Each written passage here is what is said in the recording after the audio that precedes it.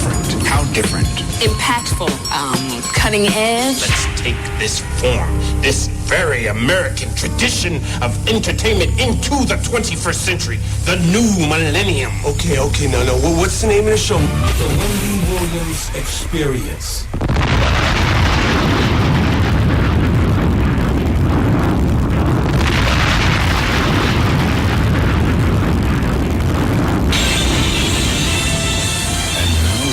To bring you our feature presentation.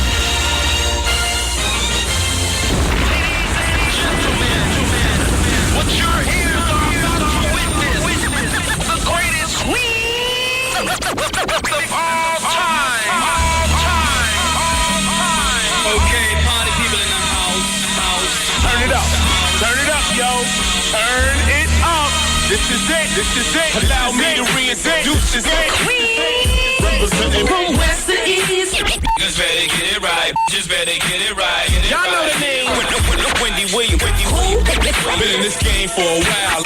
I hate to brag. Ain't nobody. Hey, this phenomenal. Like the queen. Right here.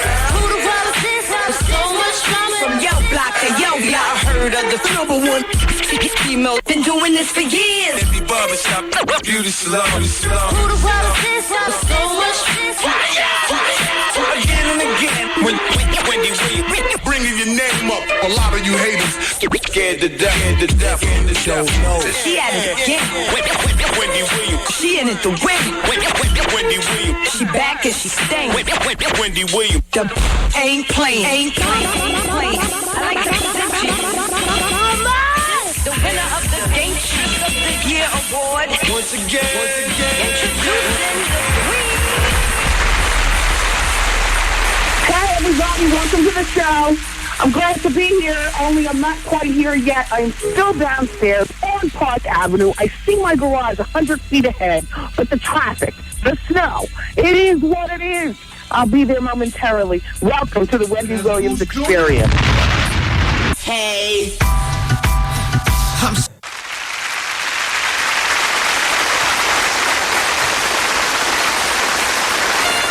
Ladies and gentlemen, it is with great honor and distinction that I introduce to you the queen of all media, Wendy Williams. Hi, guys. Here, still queer. Get used to it. Welcome to the Wendy Williams Experience. My lovely. How are you? How was your weekend? Good. I hate asking that. I tell you that a lot. By the time I get here, your day has already started. Who the hell cares? You know, you're already planning next weekend. I'm just getting to work. So let's get right down to business. I have not been by the Pink Room. I have no idea who's coming in today. Is anybody coming in? Lisa Raye is calling in. Oh, yeah. And, of course, she knows that I'm going to be asking her about her pending engagement. Yes. Actually, it would be she's still engaged. She's getting married. Now, I know my girl, Lisa Raye. And I know that she's pitching something, whatever it is. Nobody just calls or drops by here just to say hello. You know, the celebrities stay away. Okay, so great. So Lisa Raye, she's a lot of fun. I wonder if she got a raise now that she's got a zhuzhed up role on the show. I mean, because one of the reasons that they scaled down the show, we were led to believe, is, you know, due to money. So with Elise Neal not being on the show anymore, although I heard that had more to do with attitude from Elise than it did money, you know, with the production. But, and now they've added Tisha Campbell Martin to the show, which I love. To all of us. I like how that show is going down now. And I like kids on the sitcom, but less of that kid, and he's cute, and I want to see some more adult honky tonk. Like I want to see a little bit of raunchiosity squeezed in there with the sitcom. Have you guys seen The Shop yet on MTV? It's really not the worst show. It's really, I don't mind it. I don't mind it at all. I haven't seen the upcoming, either it's upcoming or it's the new one out with Jadakiss on it. I'd like to see that. I saw the one with Tony Yayo, which, further lamented my opinion of him. And, it's a cute show. So anyway, Joel Santana, I meant to talk to you about him on Friday. I figure I'll get this out of the way the first thing today. This is a good thing. He's a captain of industry. He's got his new clothing company. It's called Z-Line. Z and then dash and then L-I-N-E. Z-Line. It's going to be out in the fall. He's launched it with a company called Mazia. Mazia Clothing Company is the one who is helping him out. And the line is signaling Joel Santana's, business side. He wants a piece of the urban pie and not just your musical dollars. And I say, why not? Everybody else is going for it. He's got, a following. I don't know whether that following is going to follow him to the stores. Only, people who'd be buying his clothes would be familiar. He's not making them for me, so therefore I don't care. But, if you're 18, then he's making them for you. Would you buy Joel's clothing? Well, maybe. Mazia, like I said, that's his partnership. And here's Joel's quote. Mazia will be a vengeance against all other brands that have taken the style from my generation and attempted to duplicate what we do naturally. Other labels have tried and just haven't gotten it right because they were missing the key ingredient, me. Oh, all the arrogance of Kanye West. And he is right in part. I mean, he is today's generation, so he's living it. It's better than having a bunch of 35-year-olds trying to dictate what a 20-year-old's going to wear. By the way, LeBron James, that's his real name. I'm just learning that. Not LeBron, but LeBron James. Well, where does he get Joel Santana? See, because under the Joel Santana, weren't you at least convinced that there was a part of him that was, Puerto Rican or some sort of Hispanic? But LeBron James, you were straight up Negro. Negro. Not Hispanic Negro. LeBron James. He could have gone, though, the Gotti route, like that, the Italian route. With the fake name, like a lot of the black men do. But he didn't. Well, congratulations, Joel's. Another gossip paper is about to launch. I am so, I got to pick and choose. For instance, for you gossip-nistas, do you read the new British one, Okay? Which isn't new because it's been out for years and years and years over there. But it just came to the United States months ago. I got to tell you something.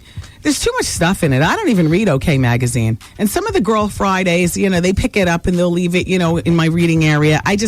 I'm like, you read it. If you see anything good, rip it out. Please, it's overkill. You got to pick and choose with these tabloids because they're all very expensive. For instance, I don't read People magazine anymore because they've turned too much human interest. So, I get People when I go to the doctor's office. That's one that, I'll pick up and, slip into my bag and, take it and read it another time. I don't read OK Magazine.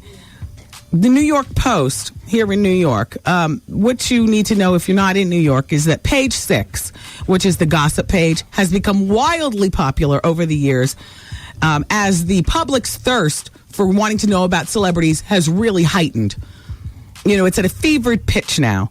So page 6, which has always done a good job as far as I'm concerned, it's one of the ones that I turn to when I want to know what's going on. I go to the New York Post, I go to the New York Daily News, but I go right to the gossip page. So the Post is doing this glossy magazine. And I don't know whether it's already launched or whether it's going to be launching, but I got my eyes peeled for it. It's going to be 76 pages approximately, and it's going to be in the Thursday editions of the New York Post newspaper. Well, this makes me say if I don't buy any newspaper all week, then let me buy the New York Post. And if I don't buy that any day, let me pick it up on Thursdays. So, I'm putting that in my gossip repertoire. I like that. They've been doing page 6 for 30 years. Blood, sweat, and tear, plenty of threats of lawsuits and all that other kind of stuff. So now, why don't just put it out there in a magazine form? I'm happy about that. We can just arbitrarily pick up the phones and see who's talking. Hi, it's Wendy. Welcome to the show. Hi, Wendy. Hey. How are you? I'm doing fine. How are you? Good. Good. Want to talk about Flavor of Love? Okay, sure. I saw the episode last night, which I think was a repeat because Hottie got kicked off and the other girl. Yeah, Hottie deserved to be kicked off because when Flavor brought up the fact that she was on Blind Date. Hell yeah. I was like, I did see that late at night. Yeah. Yeah. Disgusting. Yeah, I know what you mean. Well, they all, fortunately for that lie detector test and Brigitte being in the house, they all have something going on. I'll tell you, I don't know why he doesn't just give it to Goldie. I mean, Goldie might not have... Yeah, that's what I'm thinking too. Goldie, that's a good woman right there. Well, that's the one I would make love to and jump off. Well, you know what? It depends on the level of a man's maturity. I mean, sure, Goldie does not have the aesthetic, immediate look of, a beautiful, beautifully packaged woman. But what Goldie does have is Goldie has a beautiful spirit and she's honest. And I think being that Flav is 50 years old at this point, beyond all the chicanery of the show and his personality, I think he understands what it is to be a beautiful woman. And a very, very small part of being a beautiful woman. Once you reach a certain maturity, a true adult understands that beauty is truly only skin deep. And I think he should pick Goldie. But you know what? If Flav is still interested in having a piece of hot ass on the red carpets and all that other kind, then Goldie is not the one. Yeah, because I think with what's left now, it could go either way. Pumpkin, surprisingly, he said, I know you don't know a lot about my music, but I still want to get to know you. Yeah, that was only an excuse because he was only excusing 2 girls at a time. He's going to cut her.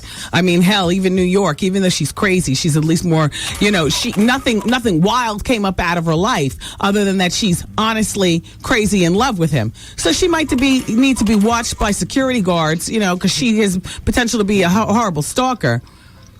There's something sneaky about somebody whose eyes are always so slammed shut they look like they're trommed up. And I can't believe she's getting trommed up to that level of tromtivity every day. So therefore, there's a lot of deceit going on in New York. I know that you're in New York now and the show is finished taping. I don't trust you as far as I can throw you.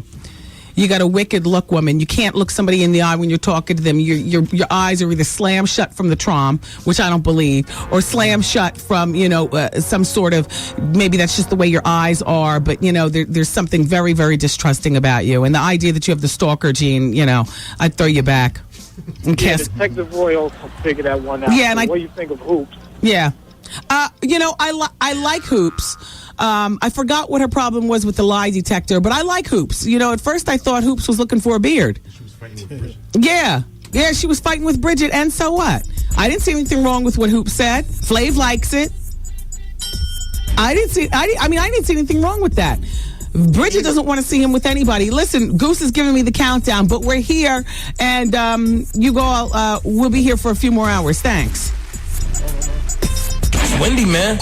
I received a letter in the mail from a young lady saying she is sleeping with my husband. The Wendy Williams Experience. 107.5 WBLS presents the WBLS Diet Pepsi Getaway and Play Trip a Day. Get aboard JetBlue Airlines and be our guest. Hey, this is your man, Steve Harvey. I want you to be our guest March 30th through April 2nd at the luxurious 5-star El Conquistador Resort and Country Club in Puerto Rico, man. Lose yourself in the vibrant beauty of this grand hotel. Perched on a 300-foot cliff overlooking the Atlantic and Caribbean Ocean. Now, you hear me now? 300-foot cliff. Don't go over to the edge here. Mess around, slip. Can't come back to the house. Other than that, we're going to have a nice time. Get yourself pampered and all that. Join us on the 72 Par Arthur Hill Golf Course with stunning ocean views, Puerto Rico, for the Steve Harvey Celebrity Charity Golf Classic, and dance the night away at Wendy Williams Fiesta Caliente out on that island. I can't say the name of it, but it'll be the one over there that Wendy Mill owns. Listen to the Steve Harvey Morning Show each weekday morning at 7:15 a.m. He'll let you know when to call in to win. Be the correct caller and pack your bags. Presented by Tyler Perry's Medea Goes to Jail, back at the Beacon Theater May 9th through May 14th. Come on, y'all, let's go to Puerto Rico. The WBLS Trip a Day Getaway. For more info, log on to WBLS.com. Courtesy of Diet Pepsi, light, crisp, refreshing, and the station giving you fun in the sun. 107.5 WBLS. I was at the Bally's earlier today on that elliptical machine. I'm twerking with what I have. It's never going to be perfect, but damn it, Puerto Rico is just around the corner, and I'm not playing. A little snow day that we had yesterday just set me back about 3,000 calories. How would you do? Oh, please. I was cooking like there was no tomorrow. Cooking and just tasting and dipping and going back for seconds. I was right up there with the boys. Eating like I was burning calories like I'm 15. You know? Forget, what was I thinking? I have no idea. I just know that, you know, there are setbacks in everything that we do. I can do LA weight loss from here until there, you know, but it is, oh shoot, turn this up. Renegade Fox. Woo. Yeah. Renegade's into the snap music too. I like this right here, Renegade. Yeah. Shout out to the whole New Jersey and the Renegade Fox. But, yeah, you know, yesterday was just an absolute setback. An absolute setback. And I'm talking about from the morning with the pancakes right until midnight with the midnight snack. Full fat chips, the whole bit. Just terrible. I had just terrible. And, just terrible. That's okay. Back on track. Hey, this hour of the Wendy Williams Experience is brought to you by The Color Purple, still on Broadway. The Color Purple. See it today with someone you love. It's The Color Purple. And I want to shout out to Dr. Stuart Mogul. He happens to be a client of the radio station and a doctor who happened to have done both of my bunions, not one at a time, but together. And this spring I'll be celebrating 2 years of good feet. Oh, I lived my life, all my life, with these terrible bunions. And I knew bunions are inherited. At least in my family, they are. My mom got her bunions fixed back in about 1980. She got one at a time done. And I'll never forget the screws hanging out of her, at each of her big toes. And the screw would hang out about 1.5 inches. I mean, like literally, you know, the screws to keep the foot aligned and all like that. And then, you know, she had to go back to get 1 foot corrective surgery on top of what the surgeon had done. And then she had to hold her breath, make the time, and go back in and get the second foot done, only for that same crap to happen. Boy, oh boy, has foot surgery changed over the years. And you want to go to somebody who keeps up with the changing times. Boy, if they had Dr. Stuart Mogul, if my mother knew about him back in 1980, she would have been better off. He's been doing feet for 22 years. He does one thing, and he does it well. He is limited to corrective foot surgery. That's what his practice does, and that's all he does. He does it well.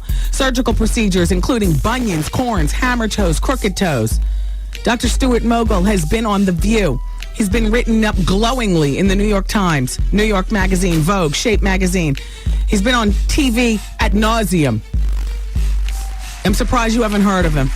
Well, now you have. Dr. Stuart Mogul, board-certified foot surgeon. He's the attending foot surgeon at Lenox Hill Hospital, Manhattan Ear, Eye, and Throat Hospital, Fifth Avenue Surgical Center, and he has a very well-appointed practice on 15 West 72nd Street. Dr. Stuart Mogul, M-O-G-U-L. Go to his website and look at his work, or at least read about him, footnewyork.com. Then call his practice and get your feet done. I'll give you the number.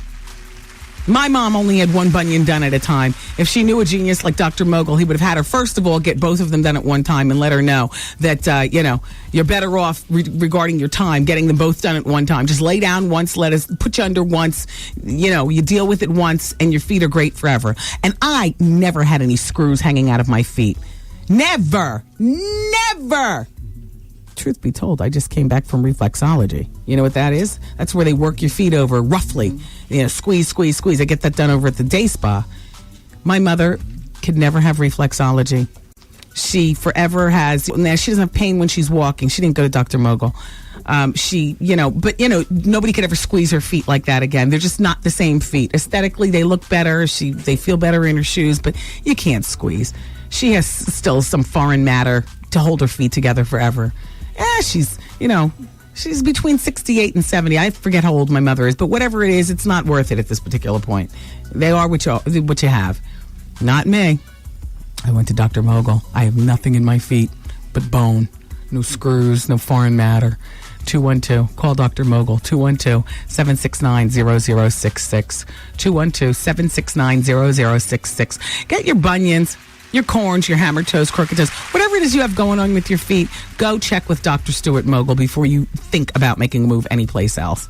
212-769-0066. It's Dr. Stuart Mogul.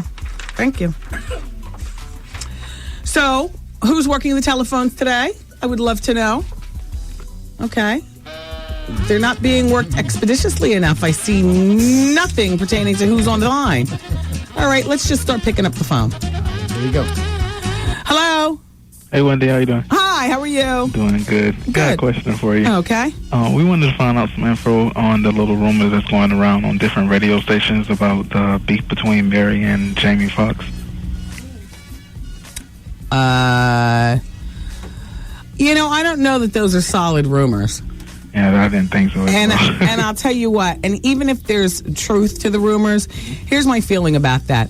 They're both so seasoned that neither one of them is going to let us, the public, ever truly know how it's really jumped off. Gotcha. I mean, and as far as Mary, I really doubt at this particular point that Mary would be letting anything like that get out of control, because that little Vibe magazine thing, many of her fans thought that just wasn't a good look. That she'd come too far to, get on stage and beef with Mimi Valdez or whatever. You know what I mean? Yeah, I just want to see if that, you can get cleared that up, because it's like on like every radio station all over the website and everything. Yeah, well, I don't know.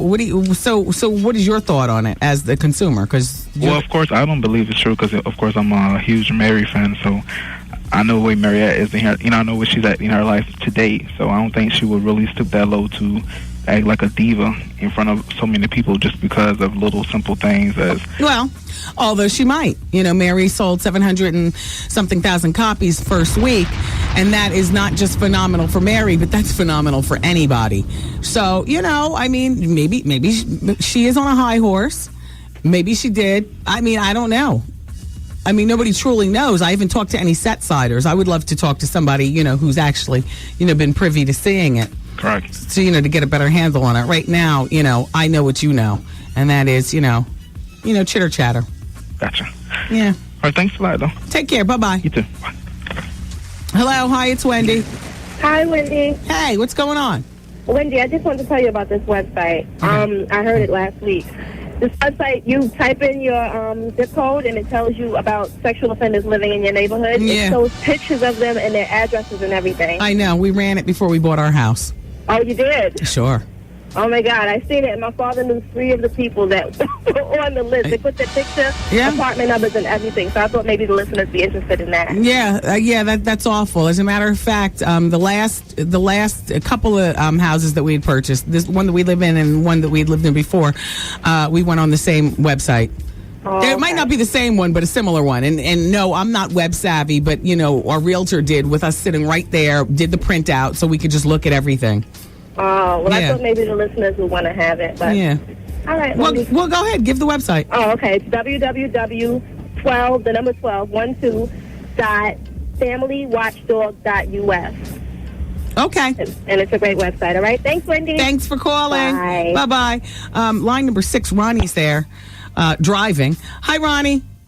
Hey, Wendy. Hey, how are you? I'm good. How you doing, Ma? I see that you're asking about a spa certificate. What is that, for Valentine's gift for somebody? Exactly. I just want to know, what's a good amount to spend? You don't want to seem like a cheapskate, but you don't want to... Well, it depends on what she means to you. Is this your girlfriend or your mother? Neither. A jump off? Excuse me? A jump off? Exactly. Well, can I just ask you something? Can I probe a little bit further? Go on, Wendy. Are you married? Nah, not at all. But you have a regular girlfriend? Exactly. As far as I'm concerned, jump-offs get nothing. Nah, she deserves something. She's a thorough jump-off. Yeah, but she gets the dills, so that's enough. That's enough. A jump-off deserves nothing. Why would you get her anything? Are you scared she's going to blow up your house spot if you don't get her something? Oh, no, not at all. But okay. This is a dependable chick. She's thorough. Doesn't matter. I can ride and die with her. I thought that's why you have your girlfriend. Hey, look, everybody got something for different reasons, Wendy. Okay, well, jump-offs get nothing. Oh, she said jump off, get nothing. They get absolutely nothing. But, okay, Wendy, you still can't give me a suggestion. Come on. No, jump offs get nothing. They don't do it well. She will be replaced and dealt with. All right, Wendy. All right, take care. Bye-bye. Later. Mm-hmm. Not Valentine's Day. Yeah, I mean, you understand what I'm saying? You're making a statement to it if you try to give her something on a Hallmark day. If you want to be nice to a jump off, pick, February 22nd. What day is that? Nothing. So she just doesn't get it twisted. See, Ronnie, don't get all soft and pink on us. Know the rules. So, line number 4, Shanice wants to talk about Flavor of Love. We have a moment to talk to Shanice on line number 4. Okay, she's gone. Okay, then so are we. We're gonna continue with this break, everybody, and we'll be back with the well, we're here until 7. It's the Wendy Williams Experience on WVLS. Yo, did you catch this flashback? A shocking story surfacing within the school district has many parents on edge. Police said 2 boys were performing sex acts on each other on campus. There was... Oh, come on. Come on.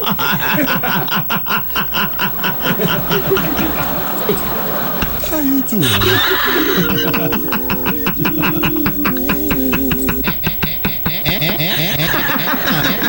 I'm gay. I'm a homo. I like guys. I'm embarrassed. Why am I laughing at this crap? Come on. Got it. This it right here. Miss a day, miss a whole lot. Coming through your speakers, boy. It's Wendy, man.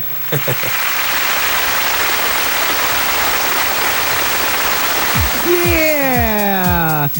And so here we are. What's happening? I did not realize that Grandpa Munster, Al Lewis, passed away. It almost seemed like he was going to live forever. I don't know when he passed, but you know who's doing an article, participated in an article about him? Pat Priest, who played Marilyn Munster from the Munsters. Well, he died apparently when he was 82 years old. And she says that, back in the day, when he was, first of all, he was battling non-Hodgkin's lymphoma, and she says that he helped her through a lot, even when he was going through a lot of treatment and facing death. He was always there, always caring, just to pick up the phone and say, "Hi, sweetheart, how you doing?" Or, pick up your head or whatever.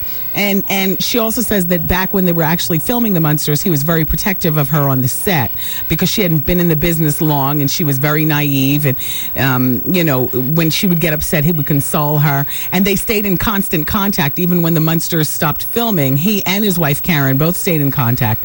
So he had heart problems and he would be in and out of the hospital and so on and so forth. She's currently 69 years old. I did an appearance with Grandpa Al Lewis years ago, and I will never forget it. It was over a decade ago. It was maybe back in 1988. Wow, where'd that come from? I'm gonna have it. What? Anyway, that was back when radio stations were actually sending like full-blown stretch limos for jocks to do like appearances and stuff. And for this particular appearance, I forgot where me and Grandpa Al were doing because I just know that we both had the get right was going on in that car. It was just me, Grandpa Al, and one of his assistants. He was getting right. And so was I, and so was the assistant. And we just had a great time. He reminded me of, at that point, a very, very with it, very, very spry, very, very hip to younger people, dirty old man. Rest the dead. But wow, I didn't realize he passed away.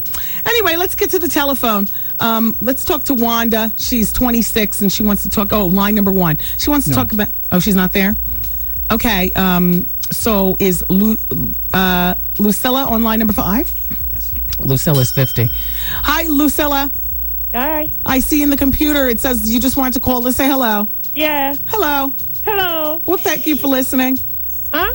Thank you for listening. Thank you. Have a good day. Bye-bye. Bye-bye. All right. Yeah, it was Wendy. And she expected me to say more. What she should have known is that if it was really me, nobody calls to just say, hey. Hey. Yeah, always more to the phone call. Line number 2 is Summer. Hi, Summer. Hey, how are you? Doing well. How are you? Good. Good. Well, I have a blind date tomorrow. Oh, for Valentine's Day. Yes.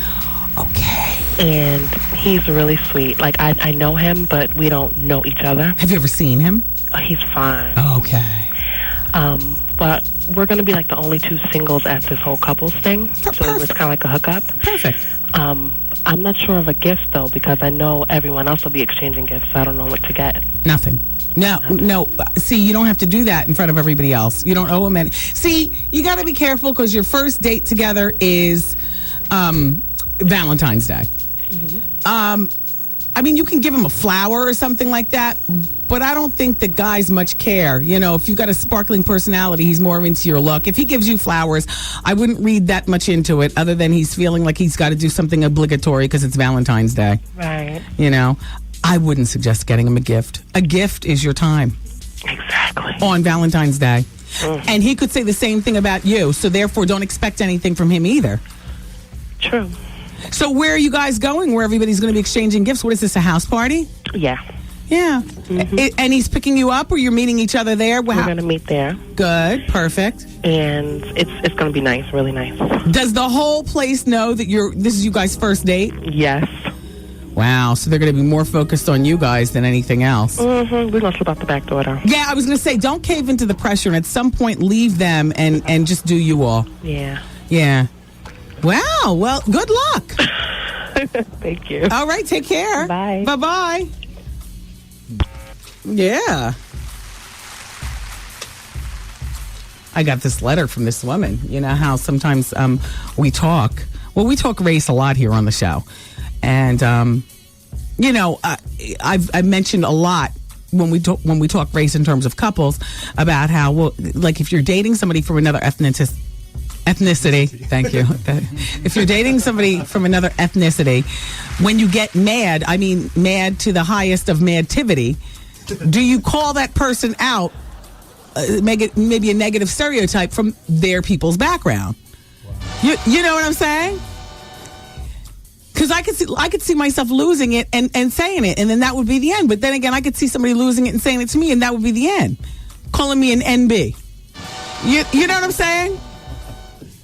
Say I'm dating a lovely, you know, Asian man, and he calls me an NB, because I can make you mad enough to call me that. But that's it. That's it. What? Hi, Wendy. As an Asian American, I'd like to address the white woman who doesn't want you to talk about black-white issues on your radio show. I'm married to a white man, and he has said similar things as that white woman in the past. All right, if you weren't here, I think it was last week, I got a telephone call from a white woman. No, I got a fax from her. And she said she loves the show, but she hates when I talk black-white. Well, apparently she might be an exception to the rule. Or not necessarily exception to the rule, but an exception to a lot of stereotypes dealing with races. And what I politely told her through the radio is I will continue to talk black-white, because every day we are reminded of black. I'm not going to speak for other, people and their ethnic backgrounds and stuff like that. And I don't wear my black as some kind of scar. I wear it proudly, but I know what I'm facing every day that I get up and get dressed, whether it's subtle, whether it's direct in my face. I know how I have to, defend my son, whether that's subtle or direct in his face. I know what my husband deals with, whether it's subtle or direct in his face. And I appreciate you good white people and others, others who are not black like me for listening to the show. But black-white will always be a part of this show and ethnic talk, because it is what it is. So anyway, then she says, Wendy, I'm married to a white man, and he had said similar things as that white woman in the past. It's a non-issue now because we've been married for 10 years. But in the beginning, we'd argue about race constantly. Wendy, my husband, hated it when I would get annoyed with covert white racism. For example, he had no idea that it was offensive to say things like, you're not like those other Asians, or your English is very good. Where were you born? Wendy, my husband couldn't even comprehend why my brother, who was a doctor, got mad when he was mistaken by a white person for a restaurant delivery person when he came to visit me at my office in civilian clothes. Please don't change your approach to anything about the show, including your discussion on race. And that's from Nana Miyagi Kiefer of Mawa. Thank you so much. She says, P.S. Shout out to Trev Hollywood. Glad to hear you're back. I never left. Well, where'd you go? Well, thank you, Nana. And how you feel? Just jokes. All right, you guys. Keep it where you got it, okay? Coming up next hour is Advice Hour. I'll be taking your telephone calls, your emails, Wendy at the WendyWilliamsExperience.com, and your faxes regarding snafus going on in your life that perhaps you need another opinion. That's what I'm here for. Advice Hour. Coming up next hour. Keep it here. It's Wendy, man. Hey, Wendy. Hi. My boyfriend gave himself a wet pussy or whatever, and he said he almost burnt his off. The Wendy Williams Experience.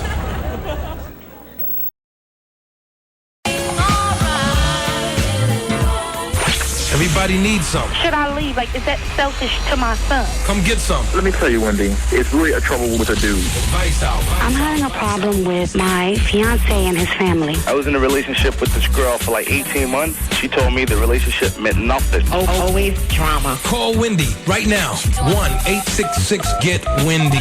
Fax Wendy at 866-WENDY-FAX. Wendy, can you give me advice on plastic surgery? Mm-hmm.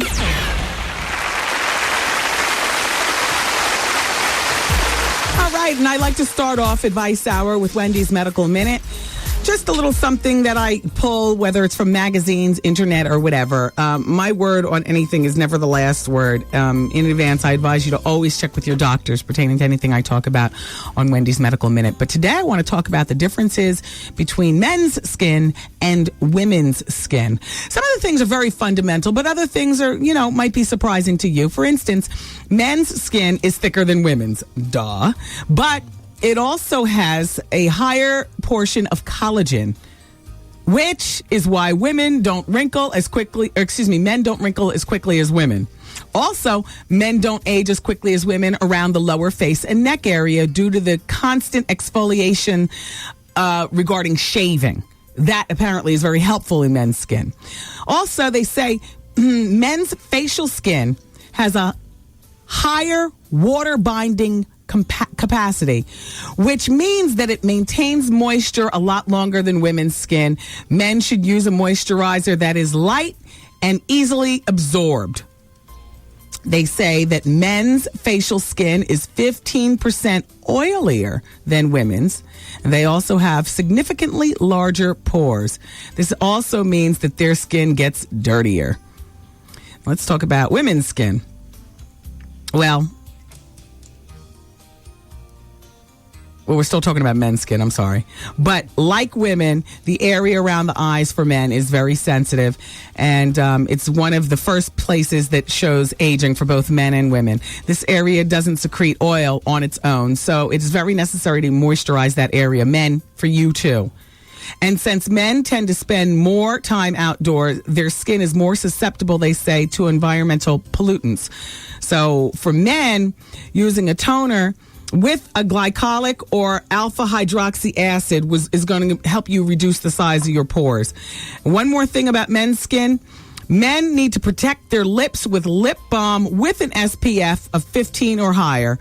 SPF is not only for women. Men, you need to get in on this one too. And for you men, that is Wendy's Medical Minute.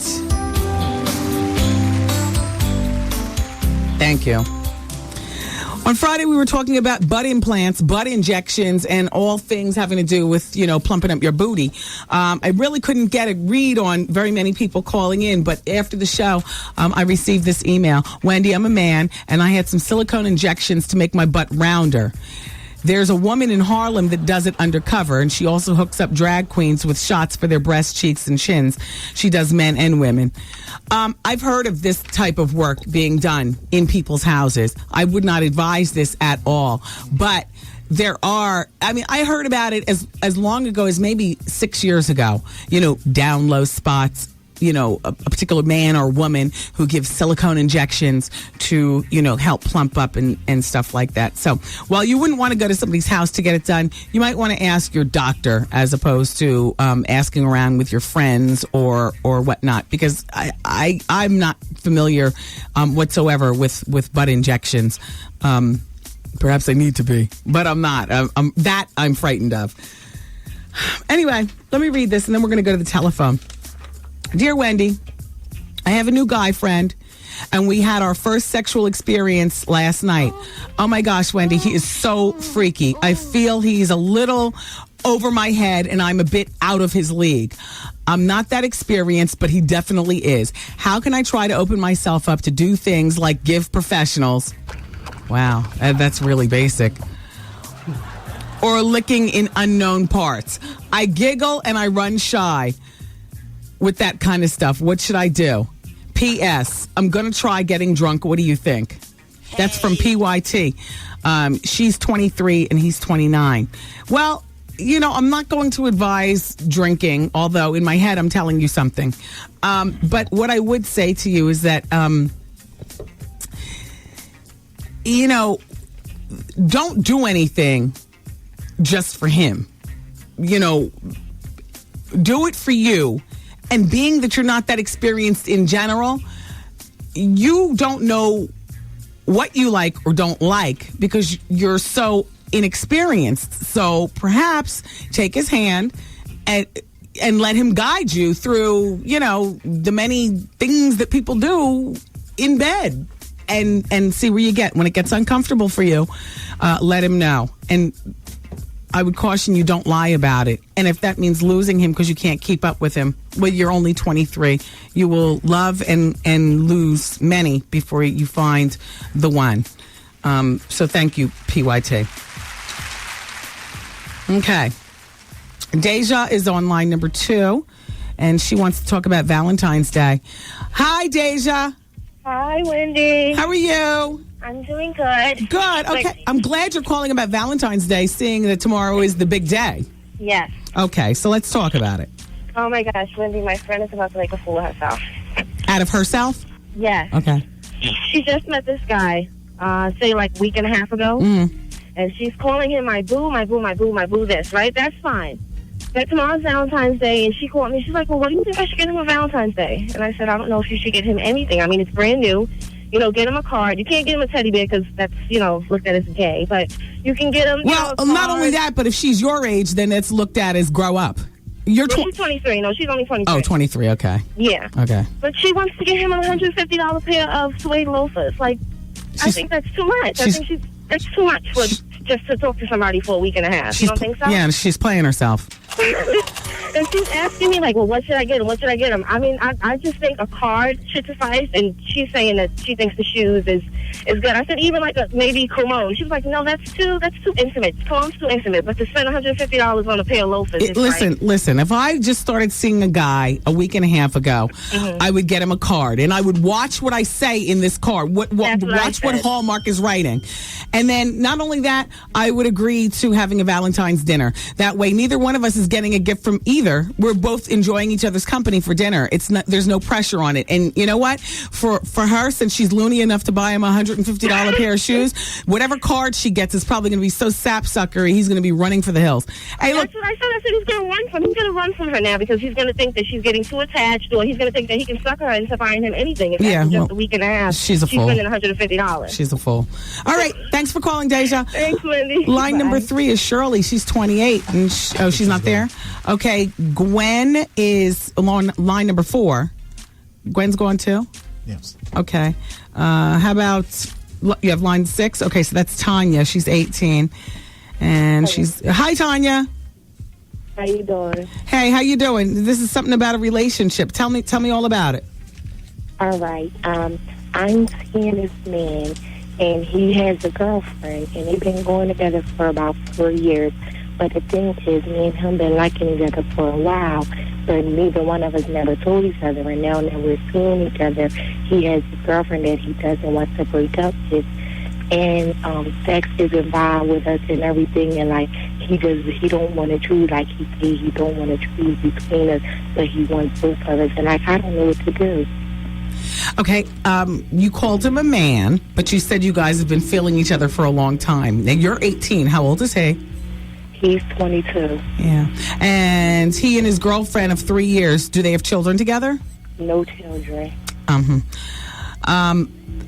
You know, there's a big difference between an 18-year-old and a 22-year-old, whether you're a man or a woman. 4 years is not going to seem like a lot when you're 30 dating a 26-year-old, or even then, maybe it's a lot. I say run for the hills. Run for the hills. You know, at 18 years old, your mind can be manipulated into almost anything, including believing that he will treat you well as the side piece. You don't have children, do you, Tanya? No children. You're footloose and fancy free. You've got a lot to offer to the world. Wouldn't you agree? Yes. So why would you waste even a fraction of that on some, man who's not going to give up his girlfriend for you? Leave him alone. All right. Thanks, Tanya. Bye-bye. You're welcome. Line number 4. What line? Line number 5. Okay. Line number 5 is Nia, and she's 26, and she has a job situation. Hi, Nia. Hi. How can I help? Well, is this Wendy? Yes. Hi, Wendy. I love you. Thank you. I just started a new job, not even a week yet, and it's erotic talk, actually. Ooh. And yeah, I don't know if I should continue. Like, I'm having mixed feelings. One day I don't want to do it. The next day I need to, because the money's kind of good, and I'm a single mom. Yeah. But like, I don't know if I should do it, like, because my heart's not really there. So should I just do it for the money, or like forget about it? Well, here's the thing. I have a girlfriend who worked her way through a large portion of medical school by doing erotic talk. And, she would say, girl, I'm on my way to work. I got on my sweats, my hair's up, and my face looks terrible. But, she'd get there and she'd do the work, and she made the money, and she put that life behind her, and now she's a doctor. Yeah. She had no children. She had no man at the particular time. She was not hurting anybody by doing it. Right. Now, what is it about? Oh, and she was also mentally able to get into that mode all the time. Well, that's the thing. Like, when you do erotic talk, it's basically acting. You have to act like you're a lot of things that you're not. Right. And I'm just not that good with acting. Not good with acting like a cross-dresser. Yes. Or just, you know what I mean? So then it's time for you to find another job that will, give you your side money or whatever this money is. So you wouldn't still just push yourself to do it for the money, even though you hate it? I wouldn't do any job just for the money, because at the end of the day, no matter how much money you're making doing the job, there are going to be those days where all of a sudden it doesn't matter about the money. It's the idea of going to that job. Yeah. I mean, doing a job for the money once or twice is one thing. Yeah. But, this is a regular job that you have while you're trying to, would you say, work your way through school? Well, no, I'm actually done with school, and I haven't even tried to get a job in my profession. Okay, well, why don't you try to get a job in your profession? I mean, you're 26. When do you start that process? Yeah, like, should have been like years ago. Should have been. Thank you. So why don't you then hang on to that job until you can secure a job in your profession? Because in the meantime, you do need your bills paid. Yeah.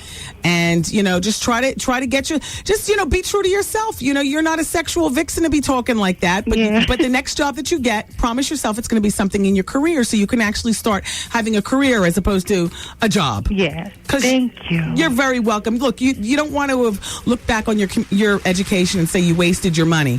Right. Because now you're doing nothing that involves your education. Exactly. Okay. Thanks, Wendy. I wish you well, Nia. Thanks. Bye. Okay. What else do I have? Line number 1 is Charles. He's 30. His ex-wife moved out of state. Charles? Yes. Explain to me the rest of your story, and we have about 2 minutes. Okay. I'm currently divorced about a year and a half. I have a son. My ex-wife moved out of state. I provide my son with child support, health insurance, dental. My ex-wife is one of those women where she don't get what she wants. She uses my child against me. Now, my question is to you. He went to the doctors recently to get some shots. The bill came to $300. My insurance covered everything except for $10. Yeah. She calls me up the other day saying that I have to pay for it. I told her it's ridiculous that you should pay for it.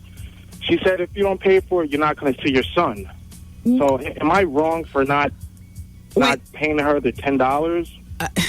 Or should I just pay her the $10 and and try to have a good relationship with her to get to my son. Please pay her the $10.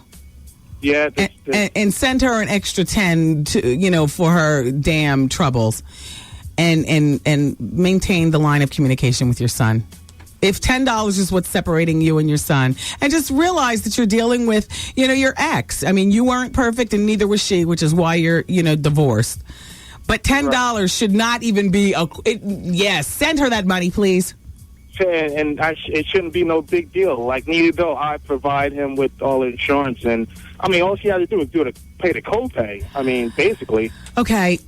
Maybe you will also need to revisit the legal table to figure out how you're going to do this, because today it's $10. Next year it might be, $2,000 owed on a $10,000 bill.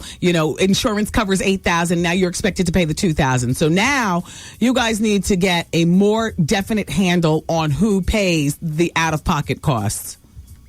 Right. Whether you do I just figured since it was out of state that she would take care of it, neither though I supplied the insurance. Yeah, no. Well, you know what? You need to hone in on who's going to do that the next time before, out-of-pocket costs get bigger and bigger. And God forbid, they do. You want a healthy, happy son. But, send her the $10, and that's the next conversation you all have. Who does it, how they do it. Make sure you get it legalized, notarized, and signed by both parties. Thanks for calling, Charles. All right, everybody. You're welcome. Keep it where you got it. 866-GET-WENDY. I'm here. You can always fax 866-WENDY-FAX, and the email, Wendy at the Wendy Williams Experience. I am looking for a type of job in which I can teach females how to give good professionals. I'm very interested in that. I'm very good at it. The Wendy Williams Experience. 107.5 WBLS presents the WBLS Diet Pepsi Getaway and Play Trip a Day. Get on board JetBlue Airlines and be our guest. March 30th through April 2nd at the luxurious 5-star El Conquistador Resort and Country Club in Puerto Rico. Lose yourself in the vibrant beauty of this grand hotel. Perched on a 300-foot cliff overlooking the Atlantic and Caribbean Oceans. Relax and be pampered at the Golden Door Spa, El Con's tranquil path to inner and outer peace. Oh, hell, let's get to the point. We're going to party. We're going to have fun. I got DJ Quad coming from Jersey and JC Jace coming from Brooklyn and SNS coming from Uptown. We're leaving nothing to chance.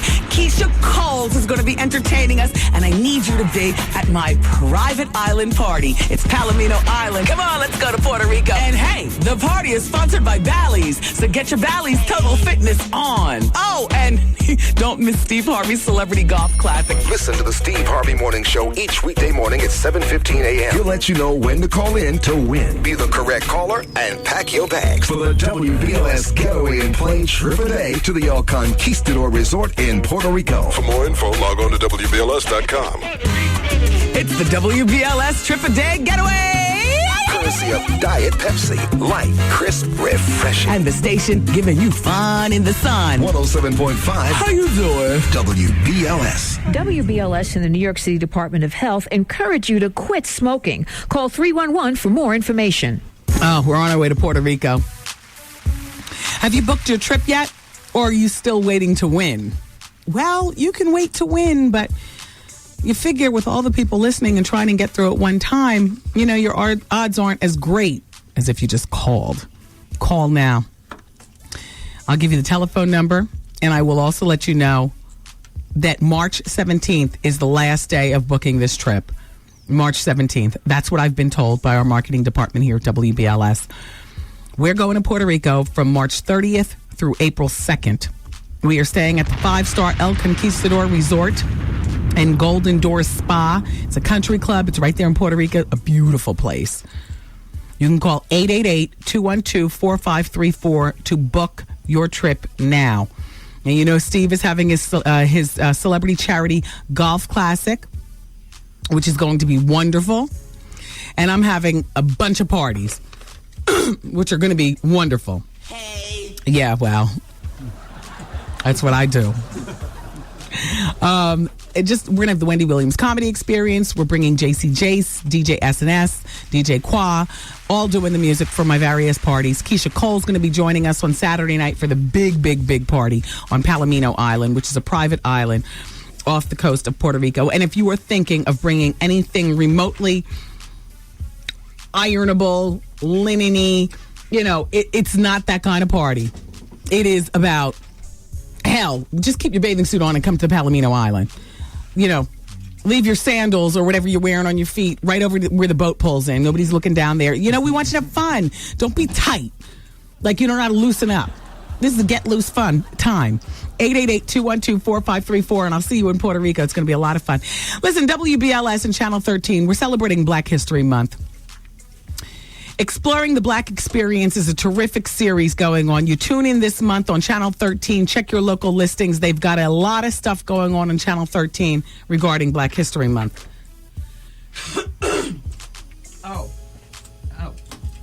This hour of the show is being brought to you by Paramount Theaters. We're going to go to the telephone in a moment. It's still advice hour.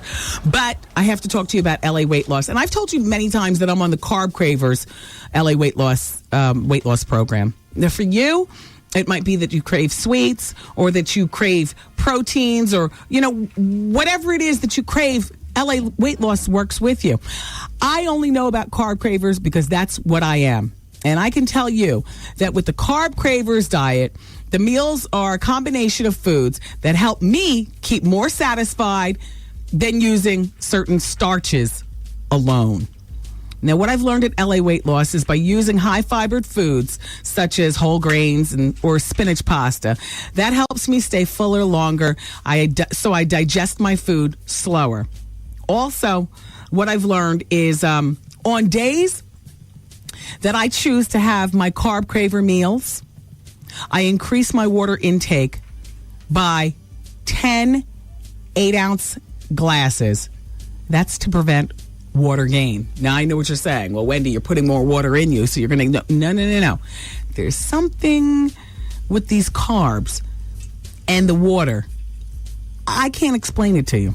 All I know is that I lost 15 pounds successfully on LA Weight Loss, and I'm losing 10 more well before we go to Puerto Rico. Well before. And all I know also is that it's real food. Do you want to hear some of the stuff that I can eat as a carb craver? Homemade French toast, ham sandwiches. Yeah, I eat the swine. Wow. Shrimp and brown rice or roast beef sandwich. Please. Quesadillas with the cheese and the vegetables. Pizza, peanut butter and jelly sandwiches. Pasta and tomato sauce. Does this sound like real food? Turkey sandwich? Hello? Yeah, sure. I'm a carb craver, and I'm eating. 888. Excuse me. What's the number for LA Weight Loss? 1-800-488-TRIM. 1-800-488-TRIM. 1-800-488-TRIM. I'm sorry. 1-800-488-TRIM. And happy weight loss. That's from LA Weight Loss. All right, let me just put this away, and then we're going to go to the telephone. Oh, my gosh. All right. It's still advice hour. Do I have time? Yeah. Line number 6. Sierra I think she's gone. Is 21 with STD from a threesome. Sierra, damn. Call back. Is Wendy on line number 3? No. Okay. I have no. Jacqueline on line number 2. Okay. Jacqueline? Hi. Hi. Girl, what is wrong with that young lady? The one with the erotic talk. I see that you wanted to talk about that. I'm looking for me a part-time job. Honey, I have a phone partner, and I be getting him off. You feel me? Now it's time for you to I mix. don't have to see you. You don't have to touch me. Is she crazy? Yeah. Well, my girlfriend who was doing it, who was working her way through medical school, also experienced a large dry spell with the men because the studying was so much. And then when she wasn't studying, she had to work to pay her rent. But she combined the work with the sex, and somehow it worked for her. Exactly. Everything is not for everybody. She couldn't handle it. You could. Well, let me tell you something, girl. I enjoy that type of work. And you know what I mean? Yes. And I will show you how to do it professional, because I had a girlfriend that didn't know how to do that. And you showed her? And I was like, how you going to keep your man? Because some men love that. Most men do. Exactly. Mm-hmm. Okay, but you have to be careful because you don't want to catch... Excuse me. Oh, all right, Jacqueline. I'm sorry. I didn't mean to curse like that, but tell her she need to use condoms. All right. Thanks, Jacqueline. If that young lady do call back in, Wendy, get a number. I would like to do that. Do you have any issues on that one? No, but phone numbers? Jacqueline, all you would do is call up phone sex operator places. I mean, there's tons of them in any given newspaper, in any given magazine, you know, around the New York metro area. Oh, bet. Those jobs are a dime a dozen. You know, I've been trying to find them. Oh, not that hard, because they're out there. Because, honey, this one that I get my phone sex partner, he don't have a girlfriend. He calls me 5 times a week. Okay, Jacqueline, well, good luck. Thanks. Lucy's on line number 3, and she's 33, and she wants to know something regarding her husband. Hi, Lucy. Hi, how are you? One of my favorite names. Oh, thank you. Question. I'm married for like 3 years, known him for 13. And let me tell you, I do everything for my husband. Because this is a guy, when I needed to finish school, he pulled back from school and paid for me, me to finish. Yeah. So he's wonderful. But Wendy, he's such a procrastinator. He drags his feet. Well, so what I need to know is, he got me upset because I figured, you know what, there's certain things that you should do. You shouldn't have to drag your feet on things and decide to deal with it at the time. Right. I decided to pull back because I'm so fed up. Because I figured maybe if I pull back hard enough, he'll do. Okay. You know, and I love to do for my man. I know he loves me because I know he'll do for me. But Wendy, oh my gosh, it gets worse. This is a guy my mom predicted from the first time we met that this guy would be late for his wedding, and he was an hour and a half. Yeah, well, okay. So how horrible has his procrastination gotten? Oh my gosh! Have they ever put a note on your house that they're taking it away? No, not yet. Your cars? No, not yet, but he'll do, like, for example, if, like, his mom is trying to give him a certain property because she's getting ready to move. Okay. And here are the papers. Here you go. Do it now. Wendy, it's been 6 months. Suppose she changes her mind. God forbid, he's not a citizen yet. God forbid if, you know, these days, if he gets deported, what are my daughter and I going to do? Do you have the time in your day to make keeping him on track, not a part-time job, but just something that you keep a watch on? Because, you know, it's always how old is your husband? He's 32. Yeah. You know, he's almost too old to change, which is really unfortunate. And now that he has you, he probably sees, well, why should he? With property papers, isn't there a lawyer involved? Well, in his case, yeah, it is, because what happened is, being that he's been living there all his life, you know, they figure, okay, since you've been living there, it'll just be easier to transfer. Okay. But they've been asking for documents. But I'm like, certain things like that, get on it. Okay. And I'm like, when I mean I pulled back, I mean, I was so upset this past weekend. I mean, I pulled back and said, I'm not doing anything anymore. I've hooked him up with the job. I mean, the man's not afraid to work. Oh. But Wendy, when I mean procrastination beyond the 10th degree. Well, you know, I don't know what to say to you except, you know, help him where he can't help himself. And if it gets too detrimental to the family, then that eventually it spells divorce. It depends on how much procrastinating is getting done. Because I'll be damned if I watch the sheriff come to my house with a notice because you didn't pay the mortgage. In a case like that, I already know I'm married to a procrastinator. Yeah, I do the paperwork for the family. And I've done that. I've taken over. I've done that, Wendy. I mean, let me tell you, if I wanted to take out from our account, he wouldn't know what was missing. I've done that. Well, when it comes to this house, that's something that you can't do. So maybe what he needs to do is lose the house. In which case, then he'll be responsible for explaining to you why it was that his procrastination was that. See, this is one of those things where you can't even hold his hand through it because this is between he and his mother. Yeah, you're right. Well, you know, let what is, let it be what it be. Right, because I'm figuring, am I wrong for pulling back? I'm like, you're supposed to do for your husband, like, you know how you hook up your husband at a certain point, but when do you be like, enough is enough for it? I can't feel like I'm carrying you all the time. I can't hold your hand all the time. He loves me to death, and I know how I love him. Then like I said, he pulled back from school for me to finish and paid for it. Well, help him up to the point where he's got to help himself. Okay, I'll be a little bit more patient, I guess. And maybe that requires the lawyer also knowing his procrastination and getting on him about the paperwork and stuff. Okay. I mean, you virtually need counsel that is going to walk him through this process. And I realize that is very rare, but you need somebody who's going to be on him. Okay. And it can't just be you. It can't just be me. You're right. And also, the lawyer needs to tell him from a legal standpoint what he's going to miss out on if he doesn't have the paperwork signed and sent back tomorrow by 5 o'clock. See, the lawyer needs to know how he is and then deal with it from there. Okay. All right. Thank you. Take care. All right. All right, everybody. Keep it where you got it. Advice Hours on the Wendy Williams Experience on BLS. Wendy Williams! Microphone check, 1, 2, 1, 2. Wendy Williams Experience.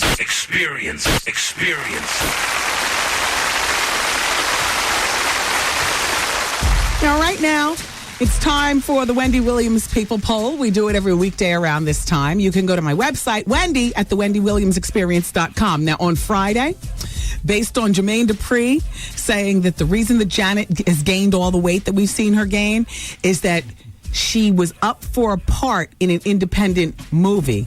She got the part, and then the production of the movie was canceled, so now she's left with the weight. Well, it sounded like he was shoveling a bunch of mess when I told you guys about it. I just wanted to see what you say. So that was the weekend's People Poll question. Do you believe that Janet Jackson's weight gain is due to a movie role in an independent film? 9% of you sapsuckers said yes. The other 91% know better. JD's just trying to protect this girl. Today's People Poll question is for the ladies. Ladies, would you compete on a reality show to win the heart of Flavor Flav? Yes or no?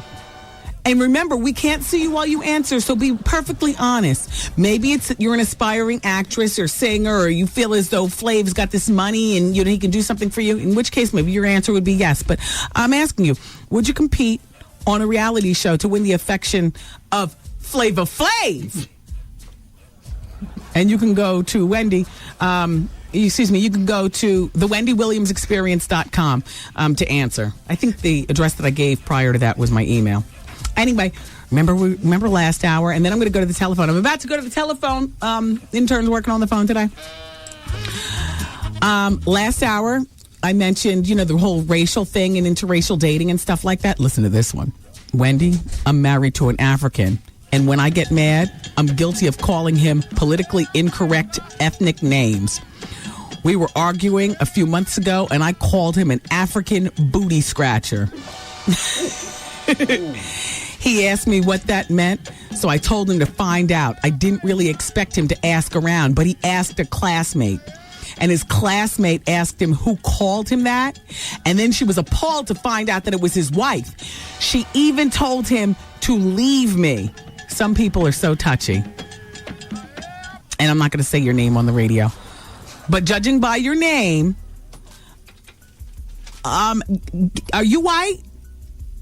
There's something on that black. There's something about that black on black thing. Like if you're black American and he's black African and you call them a booty scratcher, you're only one vine away from it.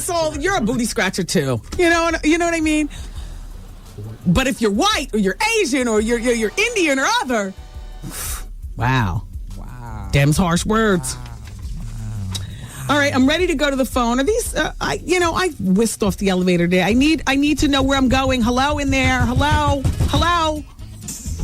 All right, Goose. Let's just start taking blindly. Hi, you're on the radio. It's Wendy. Hello. Hi. How are you? I love your show. Thank you. I have nothing in the computer. What's your name? My name's Tyrone. Hi, Tyrone. What's going on? Basically, I'm 28. Mm-hmm. And I'm gay, and I've always known that I'm gay. Okay. But I would like to maybe come out of the closet, but it would really hurt my family and my friends in the community where I live. Yeah. So do you have any advice for me on that? How married to you are you, or how married to your community are you? Not very, but it's a community where everyone knows everyone. Yeah. Well, you're 28. Is that where you grew up? Yes. Would you ever consider relocating? I'm just asking. I have really strong family roots, and when you get to family reunions and things like that, they say, "Oh, you're so handsome, and you're getting older. Why aren't you married yet? Why aren't you married yet?" And I get a lot of that, and I just kind of play it off. First, I haven't found the one yet, and there are a lot of children, and there's just certain things that I don't think children should be exposed to. Just yet, Mm-hmm. So it's really difficult for me. Well, on the other hand, at 28, it must be really difficult being a full-grown man, paying your own bills and having a responsible life and job and not being able to be who you are. How you doing? Yeah, but if I relocated, it would, I really do love my family. No, well, I understand that. But, for instance, where are you from, Tyrone? Chester, Pennsylvania? Yes. Now, as I can recall, and you work in Chester, too? Well, actually, no, I do not. Where do you work? In Philadelphia. Would you ever consider relocating to Philly or to the Jersey part of Philly, or you know what I mean? Well, everyone kind of, really does know everyone. Well, yeah, but that's it. Listen, at 28 years old, family be damned. It's time to come out and be me. And that, I mean, you're asking me. If I was gay, there's no way by 28 years old I would have to be me, and I would not be able to deal with family members saying, "Oh, you're so handsome. When can you be married?" If I am old enough to pay my bills, be out on my own, be a responsible, loving son, nephew, grandson, uncle, and all that other kind of stuff, why is it that I can't truly be me? I'm not asking to bring my partner to, family gatherings yet. I'll wait until, you all have digested this for about 3 years. Mm-hmm. But what I am doing is asking you all to accept me for the real me that I am. Sexuality is a big part of who you are. Mm-hmm. I would come out. Okay. If it was me, I'd come out and move at the same time. Okay. And I understand family ties because I'm close to my family also. Yes. I wouldn't move to the other side of the moon or to I would still stay in the Chester, Philly area. Mm-hmm. But I would move. I would come out. Wow. And I would do it one step at a time. The first step is having everybody digest it before you introduce them to a partner, and then before you start having that partner come to Christmas and everything like that. But I would come out. Okay. I have one thing to say. You better I'm work. Gay, I'm a homo. I like guys. Right. Thank you for calling, Tyrone. I wish you well. All right. Thank you so much, Wendy. You're welcome. Bye-bye. Bye-bye.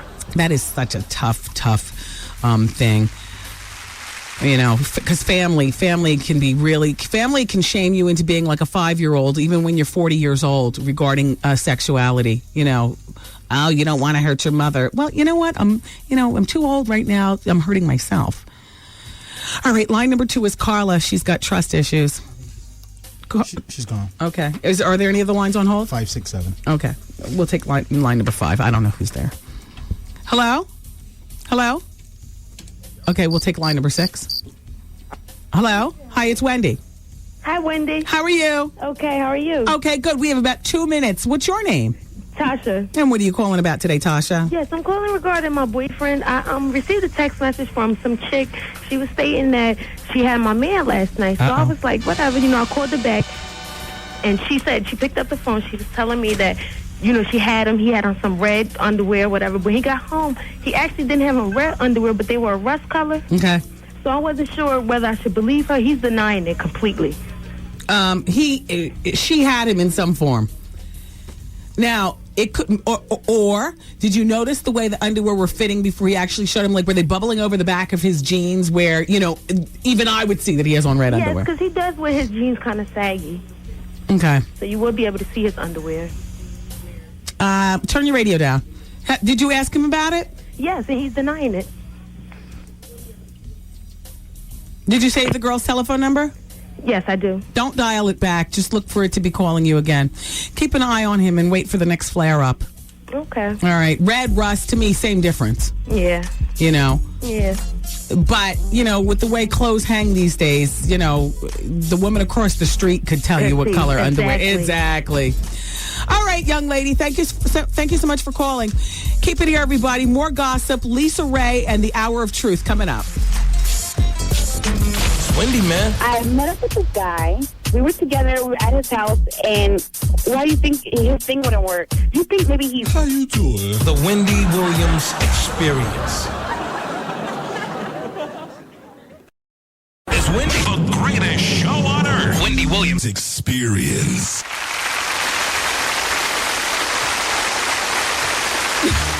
Hey, are you ready for this one? Are you ready for this one? No. Old man Cheney shot his hunting companion. You heard about it? Yeah, I swear, because we were so inundated with snow yesterday. Every time I turned on the TV, that's all that was going on was the snow. I didn't see anybody talk about this. And this morning, I woke up in a scurry trying to make sure there was enough salt on the driveway, and he had his, good, I couldn't even pay attention to what. Our vice president shot his hunting companion with pellets, wounded him.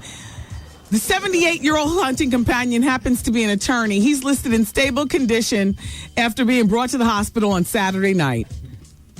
Apparently, old man Cheney sprayed him with birdshot while hunting. What the hell? What the hell? Wendy, I'm a 27-year-old professional woman, and I'm seeing a 20-year-old male college student. Wendy, our age difference disturbs me so much I don't want to be seen in public or introduce him to my family. To be honest with you, Wendy, what does he bring to the table? She puts 3 question marks. On the other hand, the young buck makes me feel so beautiful. He caters to me like, blah, blah, blah. I don't need to read anymore. Look. Put that where? Back there. Yeah, you keep him in the house chained to your bed. That's it.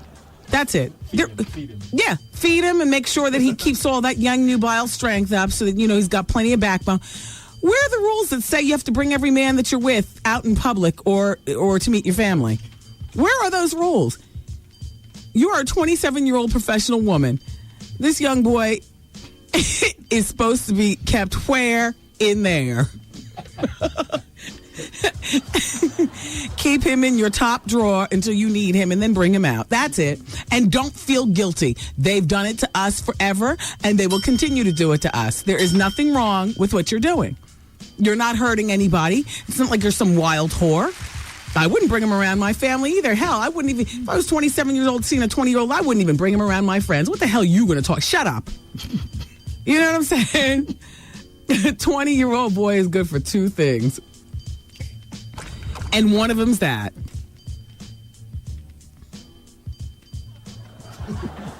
Don't you want to know the other one? I feel terribly guilty. I'll Tourette's it. In the meantime, Rakim has announced plans for an upcoming summer album. Terrific. And I trust that you will be coming by here to tell us all about it, Rakim. Isaac Hayes, 63 years old he is. Well, he has his 4th wife, and she's 35, and they're expecting their first child together. Now, Isaac already has 11 kids and 11 grandkids and 4 great-grandkids. Well, I mean, to each his own. I bet you he takes care of all his kids. Rolling a tight blunt. I mean, right? Friend to the show, Robin Givens, is still on Broadway. She's in Chicago. Hiya, Robin. We love you, girl. What else is going on out there? I still don't believe the Mary J. Jamie Foxx. I just find it hard to believe, blah, blah, blah. And if I were Mary, I wouldn't get on the stage with Casey either. And it has less to do with the fact that, they had their tumultuous relationship and more to do with the fact that all the Jodeci's just seem to have turned into bums. Like something has happened, and I really don't know what it is. I don't know whether it's substance or what it is, but I wouldn't get on the stage with them either. Pull me down after I sold 700,000 in the first week. Forget that. All right, I need everybody to go to mediatakeout.com or mediatakeout.com. But if you going there is going to drop this radio broadcast, do they drop the radio broadcast if they're listening online by going to a website? All right, everybody go to mediatakeout.com. Because by the time a man gets 35, he's lost some of that dexterity in his fingers to really be able to make it nice and tight. That's what I'm saying. And so, those young boys, they still know how to, What's R. Kelly's brother? Yes. R. Kelly's brother, Kerry Kelly, friend to the show. He's created a tell-all DVD. We got to get that DVD.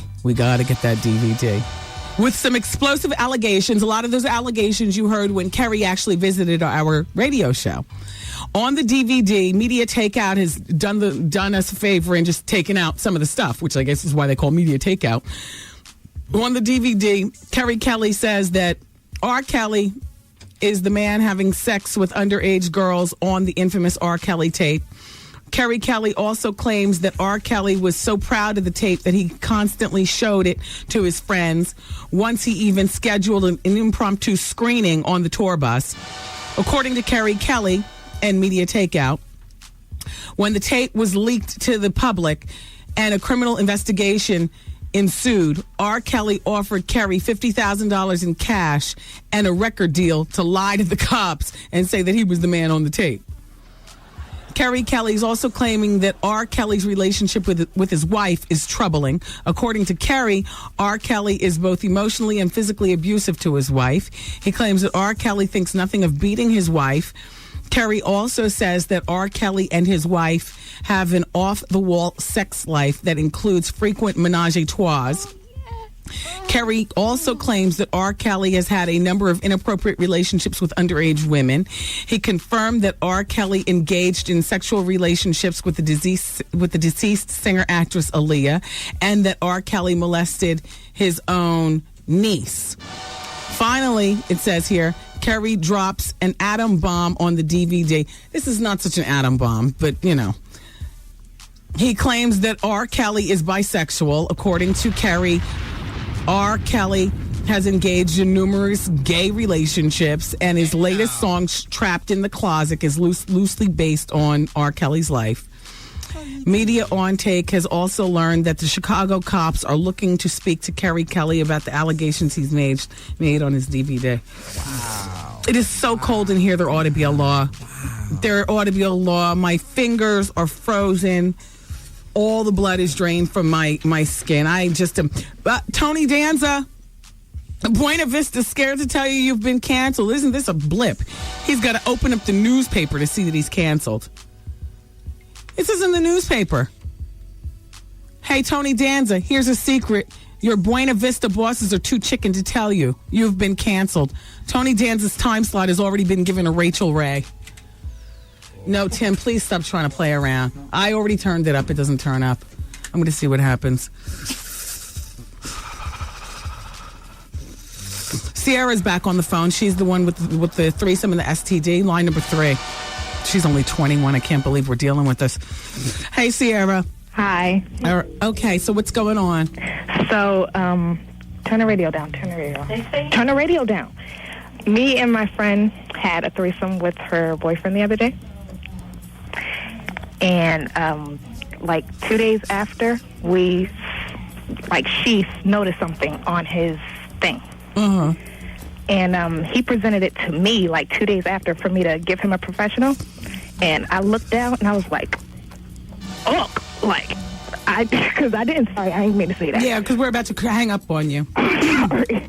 But anyway, the question is, my friend, she doesn't know whether to leave him alone or not because he just got out of jail. She has his name tattooed on her butt. What a dummy. How old is she? She's 22. Yeah. She'll be 22. How long? She doesn't know whether to leave him alone or not. How long were they together before he went to jail? Since she was 17. Yeah. How old is he? He's 30. Oh, my God. Why are we even dealing with this? Yes, leave him alone. He's going no place. He's now giving her an STD that now you possibly have.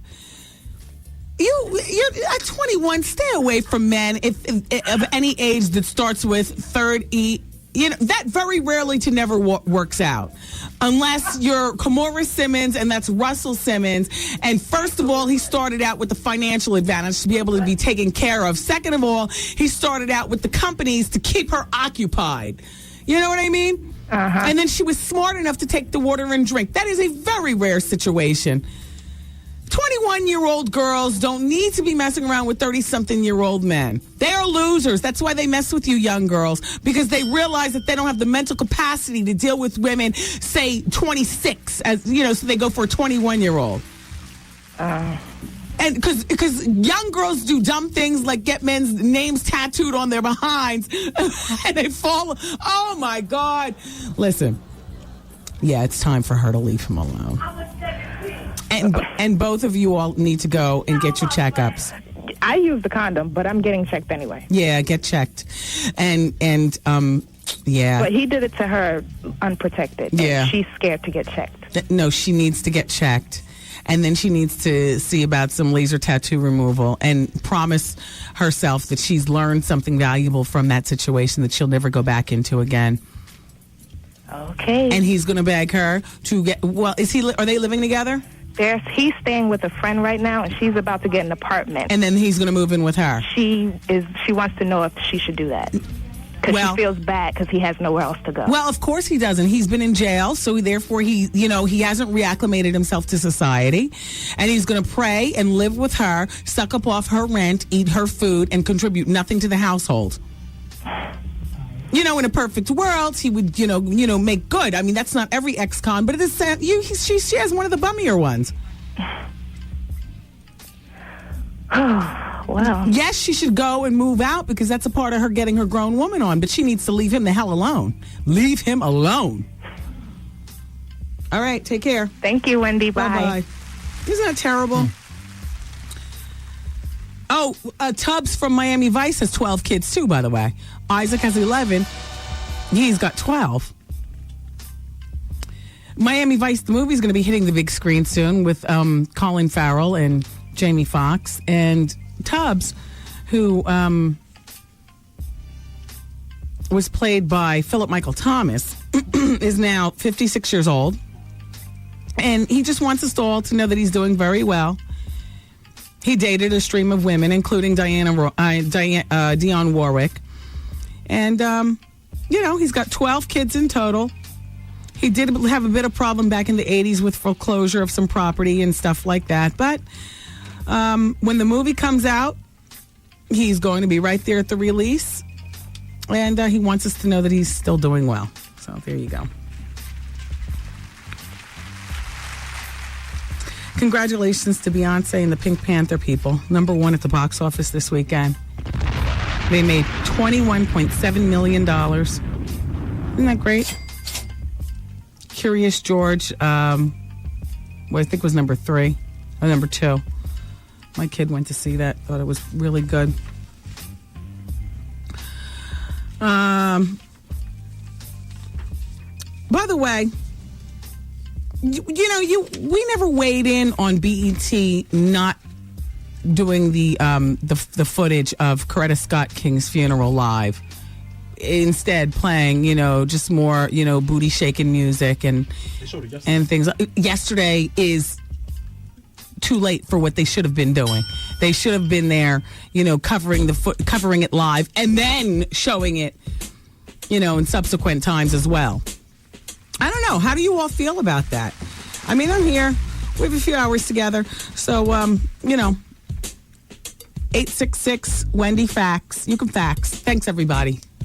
It's Wendy, man. I got slayed so well. Made me do things I don't even do to my husband. Oh, my God! The Wendy Williams Experience.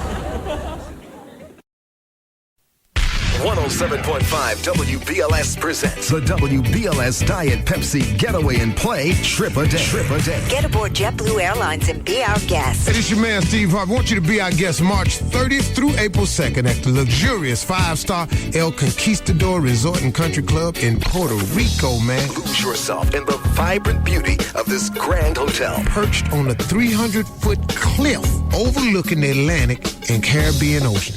Now, you hear me now? 300-foot cliff. Don't go over to the edge here, mess around, slip, can't come back to the house. Other than that, we're going to have a nice time. Get yourself pampered and all that. Join us on the 72 Par Arthur Hill Golf Course with stunning ocean views, Puerto Rico, for the Steve Harvey Celebrity Charity Golf Classic, and dance the night away at Wendy Williams Fiesta Caliente out on that island. I can't say the name of it, but it'll be the one over there that Wendy Lim on. Listen to the Steve Harvey Morning Show each weekday morning at 7:15 a.m. He'll let you know when to call in to win. Be the correct caller and pack your bags. Presented by Tyler Perry's Medea Goes to Jail, back at the Beacon Theater May 9th through May 14th. Come on, y'all, let's go to Puerto Rico. The WBLS Trip a Day Getaway. For more info, log on to WBLS.com. Courtesy of Diet Pepsi. Light, crisp, refreshing. And the station giving you fun in the sun. 107.5 WBLS. WBLS and the New York City Department of Health encourage you to quit smoking. Call 311 for more information. All righty, everybody. Today's R&B Classic Soul and the Wendy Williams Experience is on 107.5 WBLS. You know what? A special shout out to my friends who I was supposed to be meeting up with on Saturday at Rochdale Winery on Guy R. Brewer. You know, it started to snow and it just got really crazy. And you know, so before we even got in deep with the snow and had to either postpone the appearance or, you know, or I get halfway there only to have to turn around, we just postponed it. But we'll be doing it again, except for this time it's going to happen this coming Saturday at 5 p.m. So this coming Saturday at 5 p.m., I will meet you at Rochdale Winery on Guy R. Brewer for some of that George Vasselli champagne, okay? And a special shout out to Queens. Thank you very much, Crazy, for supporting me. Crazy. Hey. Oh, the WBLS Hummer. Yeah, well, you can check them out Thursday at 5 o'clock. They're going to be at the Bally Total Fitness on West 32nd Street in Manhattan. The actual address is 139 West 32nd Street. And the Jam Van is going to have some goodies to go while supplies last. And don't forget, that's this coming Thursday. Okay, Thursday at 5 p.m., okay, for the Jam Band. We're still celebrating 35 years of serving our community. We're your radio station. By the way, Bally's happens to be a sponsor of my Palomino Island party in Puerto Rico, which I am so looking forward to. And get your Bally's on. That's the underlying hint to them being a sponsor. Get your Bally's on because we're going to Puerto Rico. We're going to have such a great time. So make sure that you listen to Steve Harvey weekday mornings at 7:15. He's going to let you know when to call in and win. You be the correct caller, and then you pack your bags, and you're going to Puerto Rico. I can give you the telephone number in case you don't want to sit around and wait to win.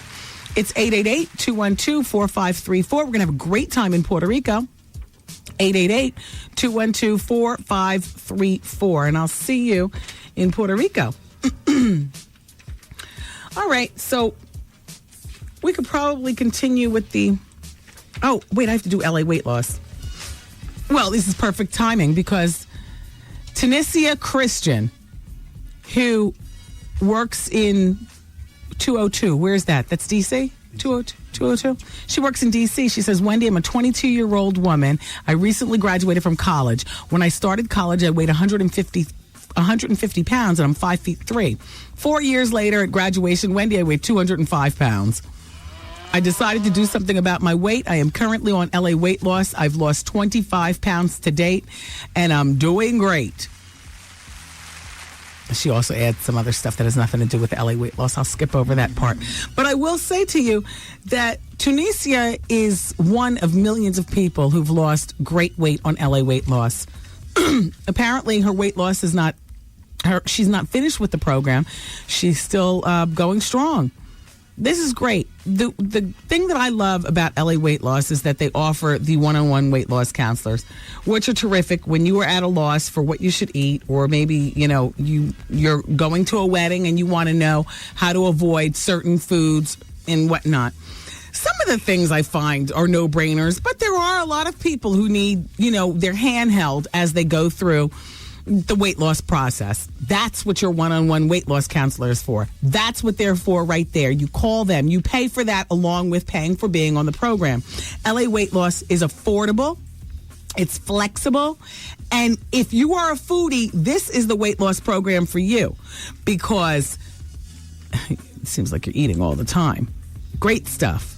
T-bone steak and salmon, shark, puffed pastries. Okay, well, it depends on the pastry. They even have a recipe in the LA Weight Loss book, which just involves using, you know, special chocolate for chocolate dipped strawberries for Valentine's Day. Yeah, exactly. LA Weight Loss.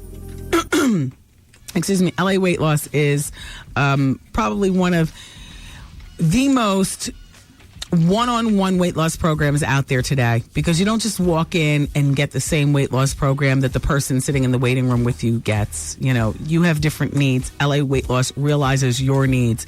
They cater to your needs as you lose your weight. I'll give you the telephone number, 888-321. Wait, what's the number? 888. Hold on. 888. trim. It's not 321 trim. It's 888. Oh, wait. 800-448-TRIM. Let me break this down. 1-800-448-TRIM. Trim. 1-800-448-TRIM. 1-800-448-TRIM. If you happen to be diabetic or hypoglycemic, I want you to know that LA Weight Loss can still do you right.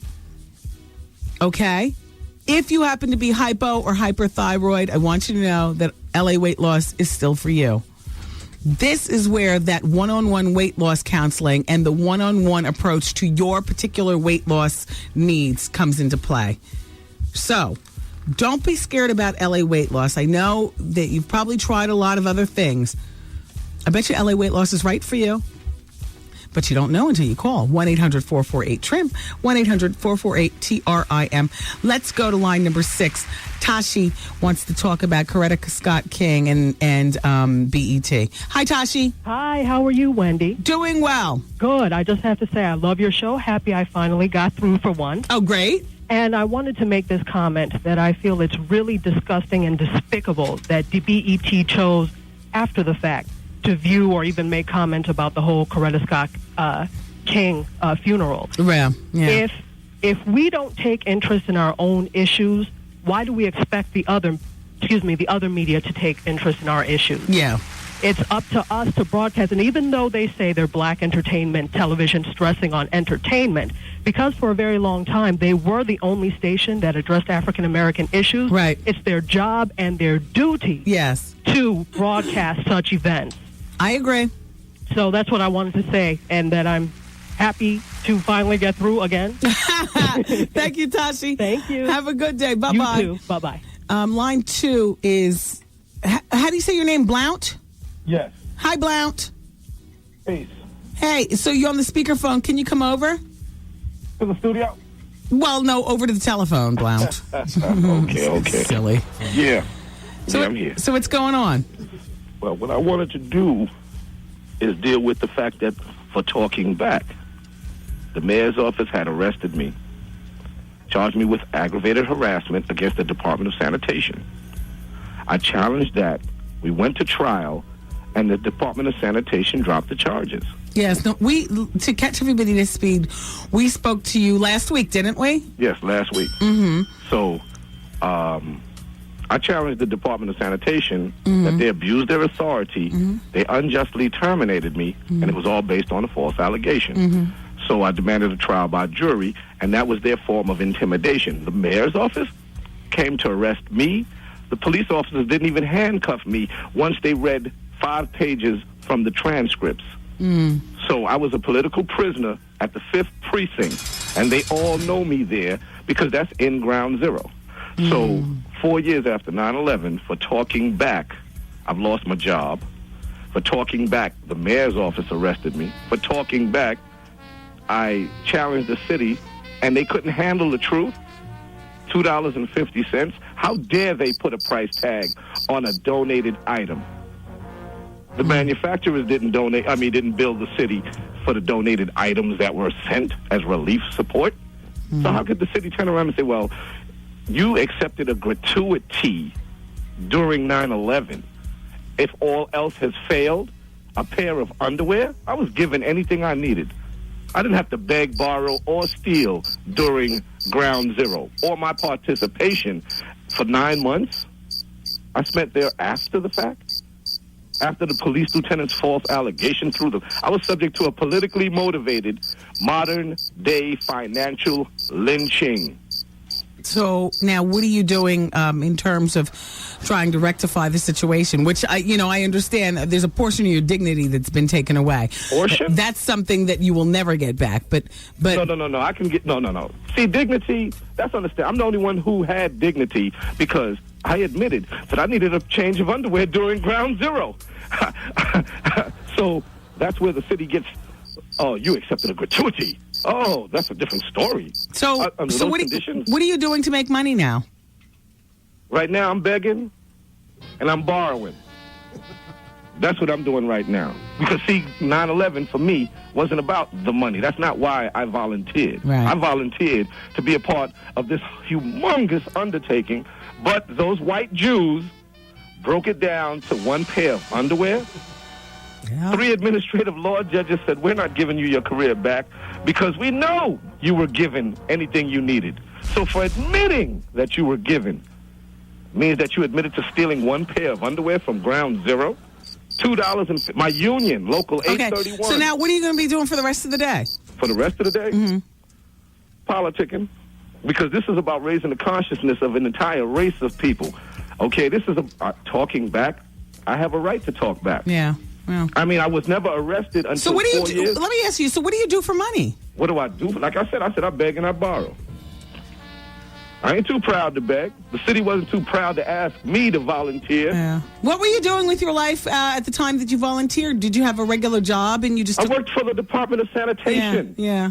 Ground Zero Cleanup Operation Headquarters, Manhattan East 3. I can't understand how Chief Robert Sullivan or the union, Harry Nespoli and Cohen could allow this false allegation to bring me to the city. That I took on 100 police officers in the Lower East Side of Manhattan at the Pathmark.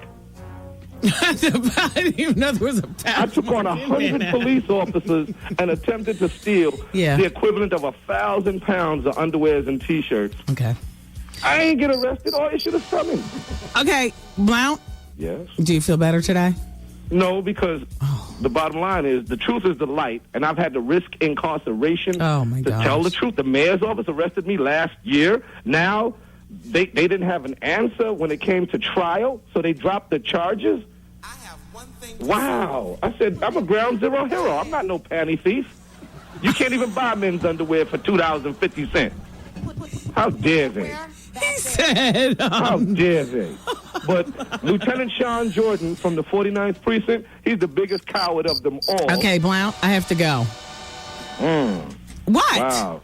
I mean, listen, you can help conceal the truth if you like. I don't no, Blount. This happened to me. Blount, I'm not concealing the truth. All I know is it's 4:37. Yes. At 4:42, I got to be ready to rejoin with the rest of my affiliates. Okay. And if I don't get all my commercials played, the sales department, Mr. Sutton, and my behind is. All right, listen. Well, yeah, I'm sorry I have a job, Blount. I'm sorry I don't have time to be standing on the front line with you. I'm sorry. Standing on the front line? Wow. Is that serious? Well, no. Is it that serious? You're mad at me that I got to go pay some bills? Okay, but remember, all I did was talk back, and it ended up being a theft over $2. Listen. I understand the principle of talking back and what happened to you. I understand the basics of it. But what you I have also... a beautiful day. All right? No. Because what I also understand is when I hang up this telephone, after you finish talking to me, you're going to get on the phone and start politicking with others as opposed to picking up a damn newspaper and getting another job while finding time to fight your fight. Well, I'm sorry to say. 9/11 happened how many years ago? You are not a disabled man. Wait a minute. Are you trying to desensitize 9/11? No, I am not. I expect you, since you have a fight to fight, I expect you to keep up your fight. But by the same token, there are people who lost life, limb, and all that. You sound like an able-bodied man. Hold on for a second. It's not the body. Well, I use the body to help pick up tons of debris. What they did was mine F me. I understand you know that. I mean? I understand that. I understand that part of it. But as opposed to hanging up the phone and continuing politicking, because you've been politicking for the last 4 years or 5 years, or is it 6 years? Right. Listen, the devil has no conscience, and he's a liar, and he has plenty of disciples. You know what I mean? The worst devil is the black devil, because I would let him in my house, and they wouldn't expect. Hello? Yeah. Yes. But anyway, listen. It's all right. You know what I mean? Listen, the truth is the light, sister. So, are you saying I'm the devil? No. I said that the worst devil is a black devil. Okay. Well, but the devil has a lot of disciples. There's somebody on the other line hearing you on the radio. Now they want to talk to you. Okay. All right. Take care, Blount. All right. Bye-bye. Peace. Wow. Shut up, world. All right, we'll take the break and we'll be back in 2 minutes. This hour of the show is brought to you by this your boy MH Marcus Houston. How you doing?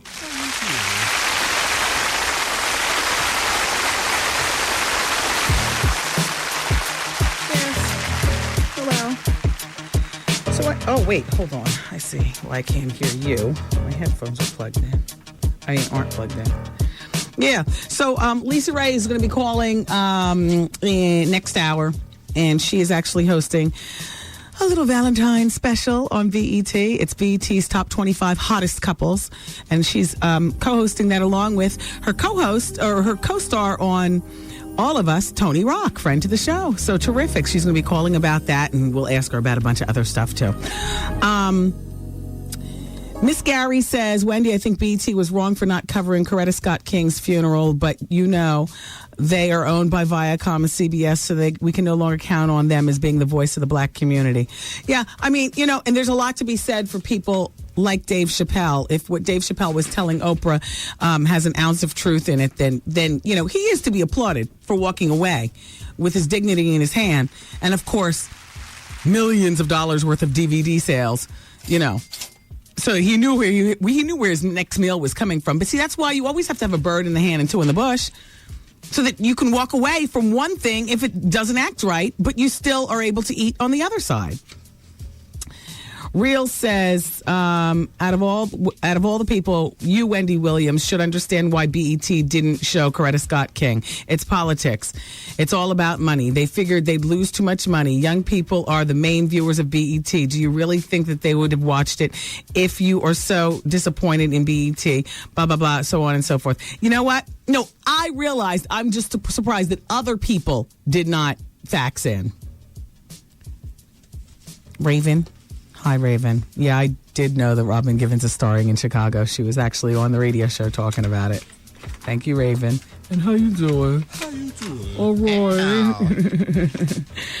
Raven says in this day and time, he can't even understand how it is that people are holding sexuality back from their families. Well, you know what? It still is a big bomb to drop on your family, depending on the kind of family that you're from. You know what I mean, Raven? Ghostface Killer, along with the Wu-Tang Clan, they're all on tour. Now, the Wu's tour started over the weekend in Philadelphia, and I see that Ghostface is going to be doing a whole bunch of touring himself. I mean, I'm looking at his concert schedule. Every single date in March, he's on the road. 5th, 6th, 7th, 8th, 9th, 10th. He's off the 11th. He's back on the road. The 12th, 13th, 14th, 15th, 16th. He's touring all through April also. And I see finally in April, on April 20th, he ends up at Toad's Place in New Haven, Connecticut. I wish there was a website where I could tell people to go, look at Ghostface tour, because he's going to be promoting his new CD, Fish Scale, which comes out on February 28th. Well, I mean, I'm not a webby, but I see where a web would help you guys out,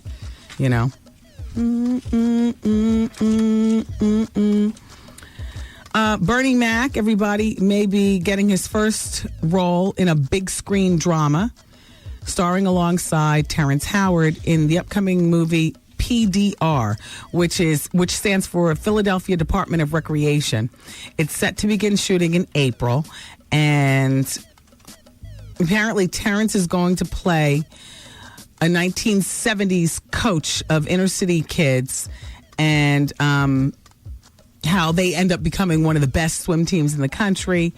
And Bernie Mac is signed on to play a janitor who joins Terrence Howard in a fight to keep the recreation center open. So that's Bernie Mac and Terrence Howard. It's very nice. In today's newspaper, it says that Virgin Records has given Janet Jackson the big talking to. This new album is supposed to be pretty good, but Virgin feels it can't market it without Janet being back to her fighting form. So they've hired a personal trainer and put her on a diet. She has to lose at least 20 pounds. Wow. They said here, look, she's got to lose the weight by September or they won't release her album. God, that's pressure. Pressure. Janet, if you get the liposuction, say next week, the black and blue will be gone in like 5 weeks. You could take off the bandages and, the binding and everything. Oh, please. And then, couple that with working out with your trainer. By September, you'll be better than brand new. What about the baby? Well, by the looks of things, she might have about 2 more weeks before the baby is delivered. No, I'm only kidding. I don't know anything about a baby. Just incredible pressure on the artist to lose the weight. It's almost disgusting. But it's with you guys. It's what you guys expect too. You're the ones. You want to hear 5 things that you didn't know about Rachel Raye? Oh, here's where you get the ghost fate dates. Go to livedaily.com. What? Is it Live Daily? Well, however you put LIVE. Today it's called Live, tomorrow it's called Live. Livedaily.com or livedaily.com. Tomato. And then you can get the ghost face dates. So now that we know that Tony Danza's show is being replaced by Rachel Raye, and apparently many people are fans of Rachel Raye through Oprah and also through her cooking show on the Food Network, and that's where she's gotten so much popularity. Do you want me to share with you 5 things that you never knew about Rachel? All right. If I could just have a little extension. Number 1, she says, I was an extra curious kid. Number 2, her first crush was on Tom Jones, who is now 65 years old. Number 3, she's afraid of spas. Massages especially freak me out, she says. Number 4, the gutsiest thing that she's ever done is skydiving. She wanted to scream, but she couldn't get enough air in her lungs to do it. And the 5th thing that you never knew about Rachel Raye, when I take my 30-minute meals at home, when I make my 30-minute meals at home, sometimes they take 45 minutes because I rock out to the Foo Fighters and drink a little wine while I'm cooking. And there you have it. Rachel Raye coming to the small screen in the fall in the Tony Danza time slot. Co-signed by Oprah. She's coming. Oh boy. All right, you guys, keep it where you got it. Coming up next hour, your phone calls and Lisa Raye's too.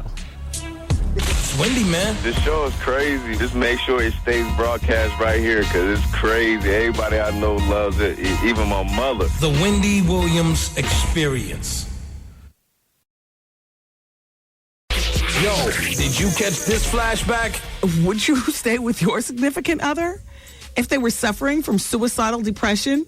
and needed electroshock therapy? You're with your kids and you open up the front door and he's dangling from the stairwell with your Gucci belt around his neck. Oh gosh, we've been out all day today.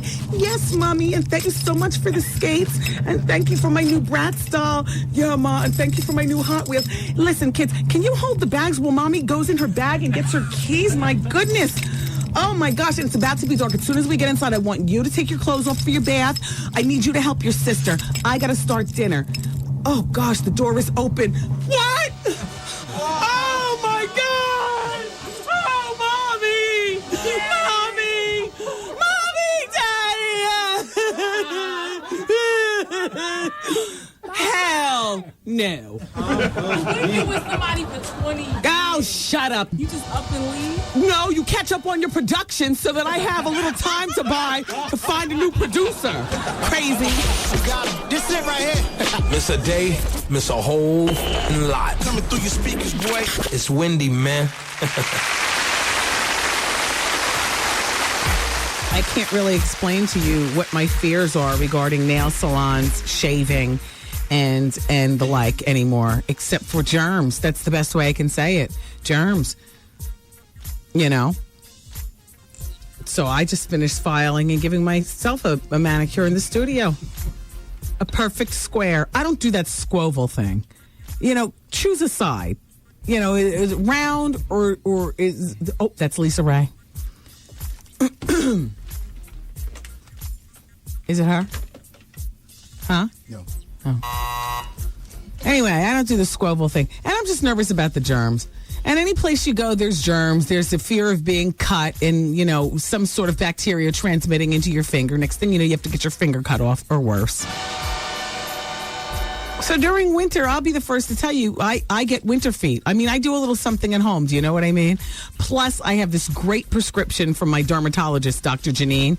And in the prescription lotion, first of all, it's thick as all get out. Second of all, there's acid in the lotion. So it's melting away some of the dead skin. You know. Ugh. I just can't stomach going to the salons anymore. I don't care. I don't care how fancy people say they are. They're all gross to me. Anyway, I got to tell you guys something. There's another Hollywood marriage. I don't care one way or the other, but a lot of people love Reese Witherspoon and Ryan Felipe. Now, she's 29 and he's 31. And we know that they've been going for years through the, he doesn't work as much as she does. It kind of like Chad Lowe and Hilary Swank. Do you know what I'm saying? And now she's up for an Oscar. So it's almost like Chad Lowe and Hilary Swank if she gets this Oscar. But what sources are saying is that they are closer than ever to splitting. Back in 2002, they admitted to having marital difficulties and going through counseling. They got married when they were real young. Their young daughter, I think her name is Ava, like Richie and Heather's daughter. The little girl is cute as all get out. And they always show them with the little girl, doing stuff and everything. But what they're saying is that behind the scenes, Ryan is secretly complaining to all his friends that she berates him at home. That she berates him and he's complaining, but that she's secretly trying to be, the likable princess of Hollywood right now to garner Oscar votes because, she's nominated. And boy, oh boy. In the meantime, give it up for Questlove, drummer from The Roots.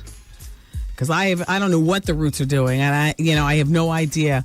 All I know is that, Questlove is the musical director of Dave Chappelle's Brooklyn Block Party. First of all, that came out in 2004, and he's also mixing the audio highlights of that concert for his new movie that's about to come out called Dave Chappelle's Block Party.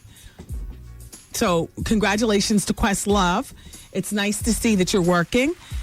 Because we really don't hear a lot about The Roots. And, if we did, it would be, what's the main one's name? I forgot his name. Black Thought. If we do hear from The Roots, people would think that it would be Black Thought that would be up to something. But in this case, it's Questlove. And on March 3rd, you can look forward to that soundtrack. It includes Badu and Jill Scott and Common. It's a total dirty backpack experience. Talib Kweli, Kanye, the Fugees, the Roots are going to be on it, of course, as well. And a good deal, Questlove. Good deal. I like that a lot.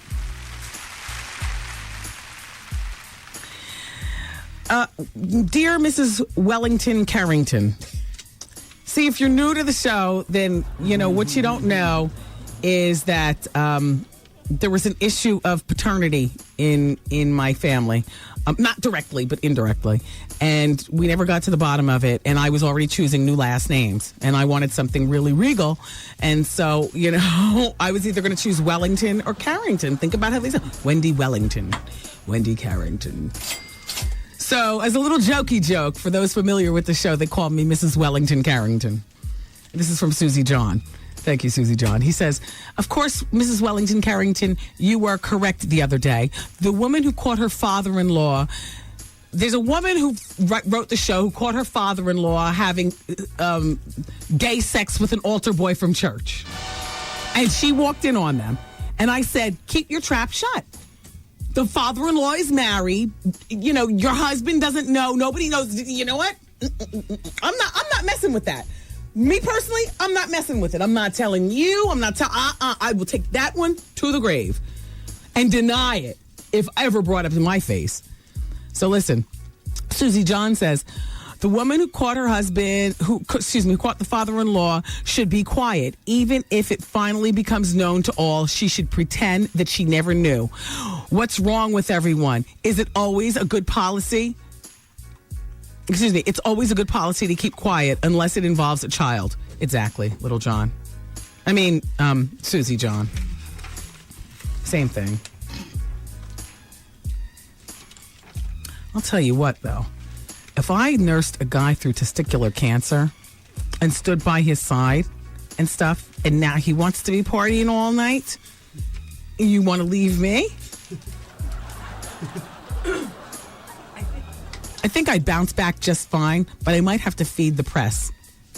I'm talking about Lance and Cheryl. How dare you?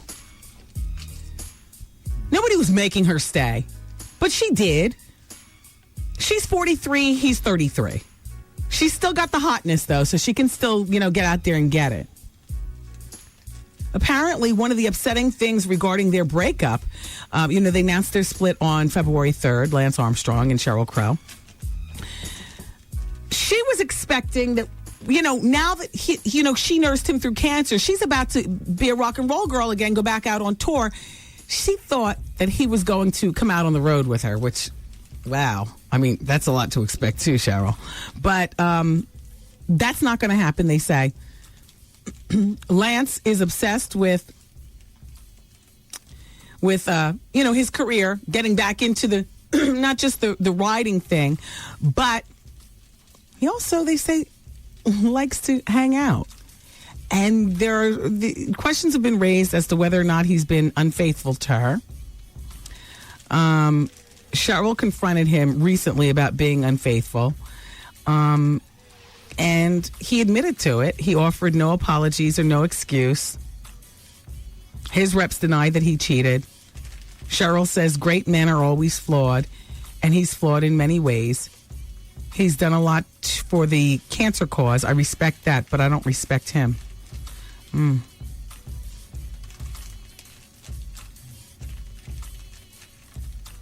I heard he likes to party. I mean, not like drugs and stuff like that, but, likes to go out and have fun. Hey. Hey, China. I don't know. Their separation wasn't as their split up is not as devastating to me as Richie and Heather. She's got Denise helping her through, though. Richards, come on, keep up with the tabs. Denise Richards, Charlie Sheen's ex. She and Heather are leaning on each other to get through. Wendy, I'm surprised you haven't talked about American Idol being snubbed at the Grammys by Kelly Clarkson.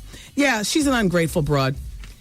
And I understand. And listen, then we're going to go to the telephones. Not necessarily about this, but whatever. Here's my thought on American Idol and Kelly Clarkson. There might have been a chance that Kelly Clarkson would become a Grammy Award-winning artist, but we'll never know that because you got there off the back of American Idol. So we're going to deal with what we have. Kelly, everybody realizes, or most people in the know realize, that American Idol, once you sign up for that show, they got you by your privates for practically the rest of your life. And I'm sure that you and your camp had to do a lot to either break agreements or push their agreements aside and stuff like that. And I'm sure all that breaking has made you bitter about the American Idol machine.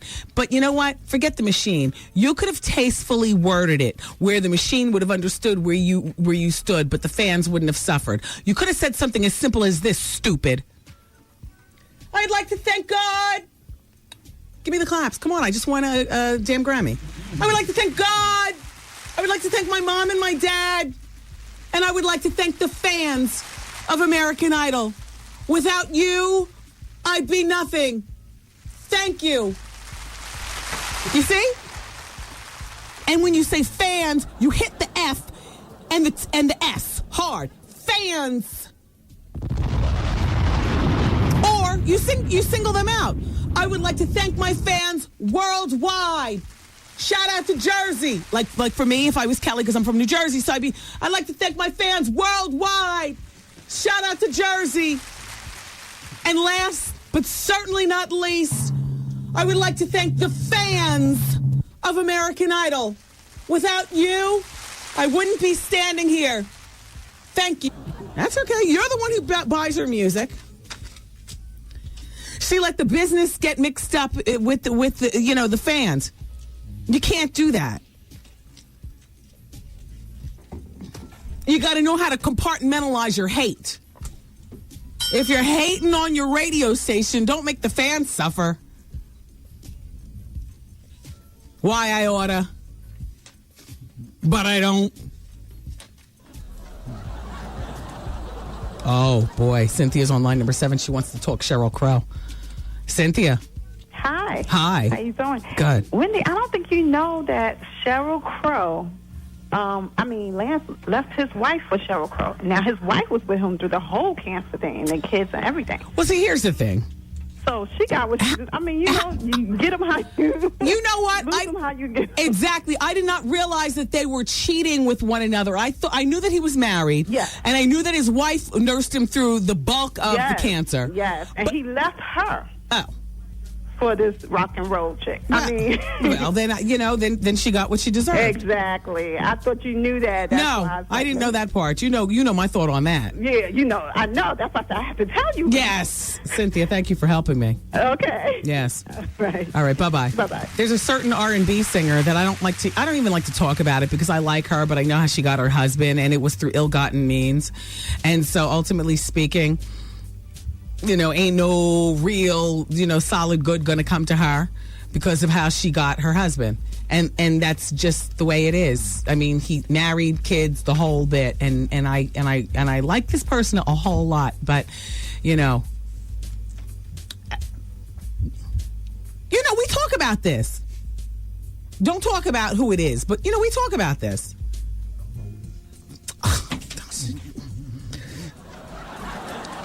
This person. Oh, hell yeah. He was married, kids, the whole bit. The wife thought that they were nursing their way, to a happy, healthy relationship if there were any bumps in the road, the whole bit. The singer used to come around him when she was around the wife and the kids, and everybody was playing it off. No doubt the wife probably had nice words for the singer, like, I love you, girl, and all like, yes, exactly. Wow. Exactly. Wow. Exactly. Wow. Exactly. Yeah, I can't. And you know what? To do something like that when you're like 17, 18, hell, 19, 25 years old is one thing. But once you get your grown woman on and and this girl right here, once you've been through a certain amount of hate and hurt, you should know better. And that's why ain't no good gonna come to this person right here. I'm sorry, you can't say. Right here. Although if the podcast cameras were in here, I would write it down, and then I would, here's my Tourette's moment for when the podcast is here.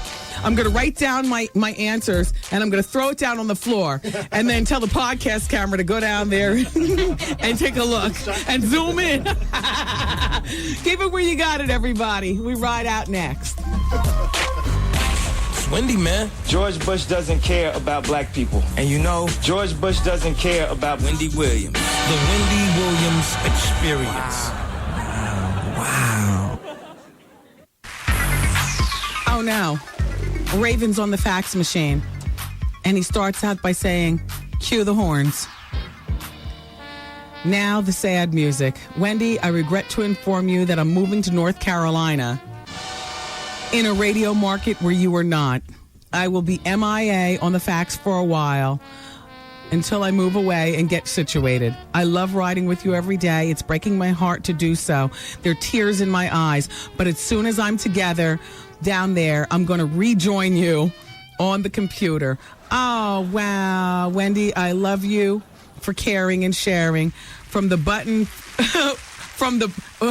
he says, from the button of my heart, I'll miss you. Or maybe this was supposed to be closed and said bottom.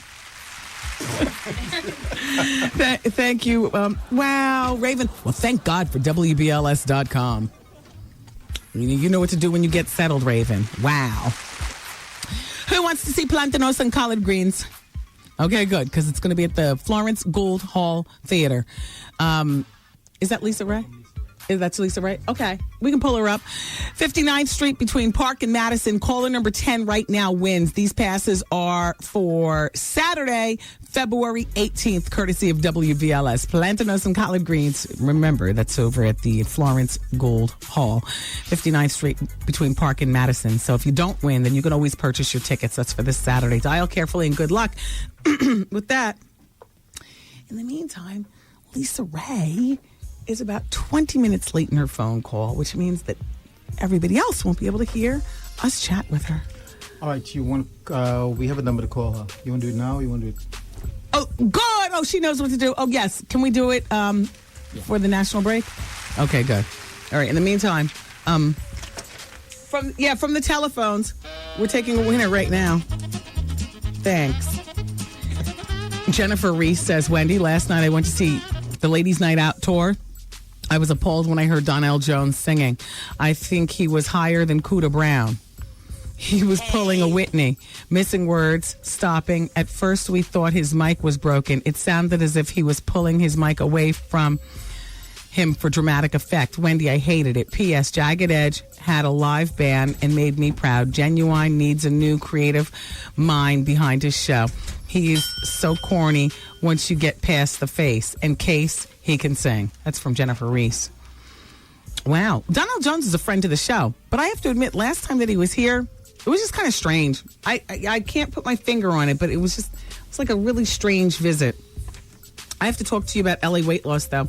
1-800-448-TRIM. It's 1-800-448-TRIM.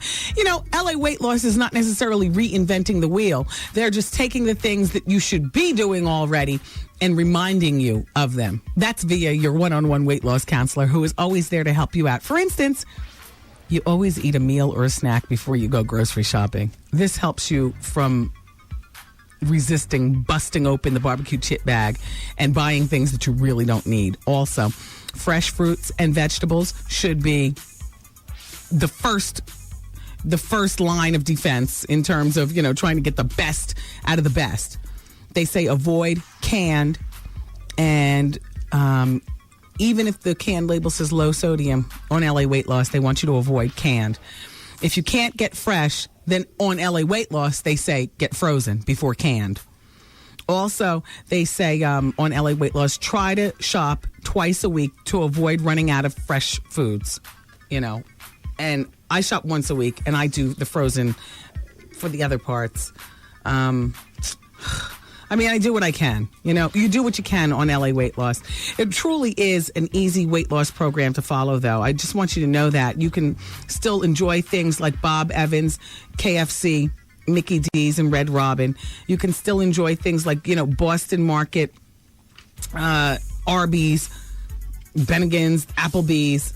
In other words, you can still enjoy eating out without having to look like, the crazy person with a whole bunch of Tupperware and prepackaged food.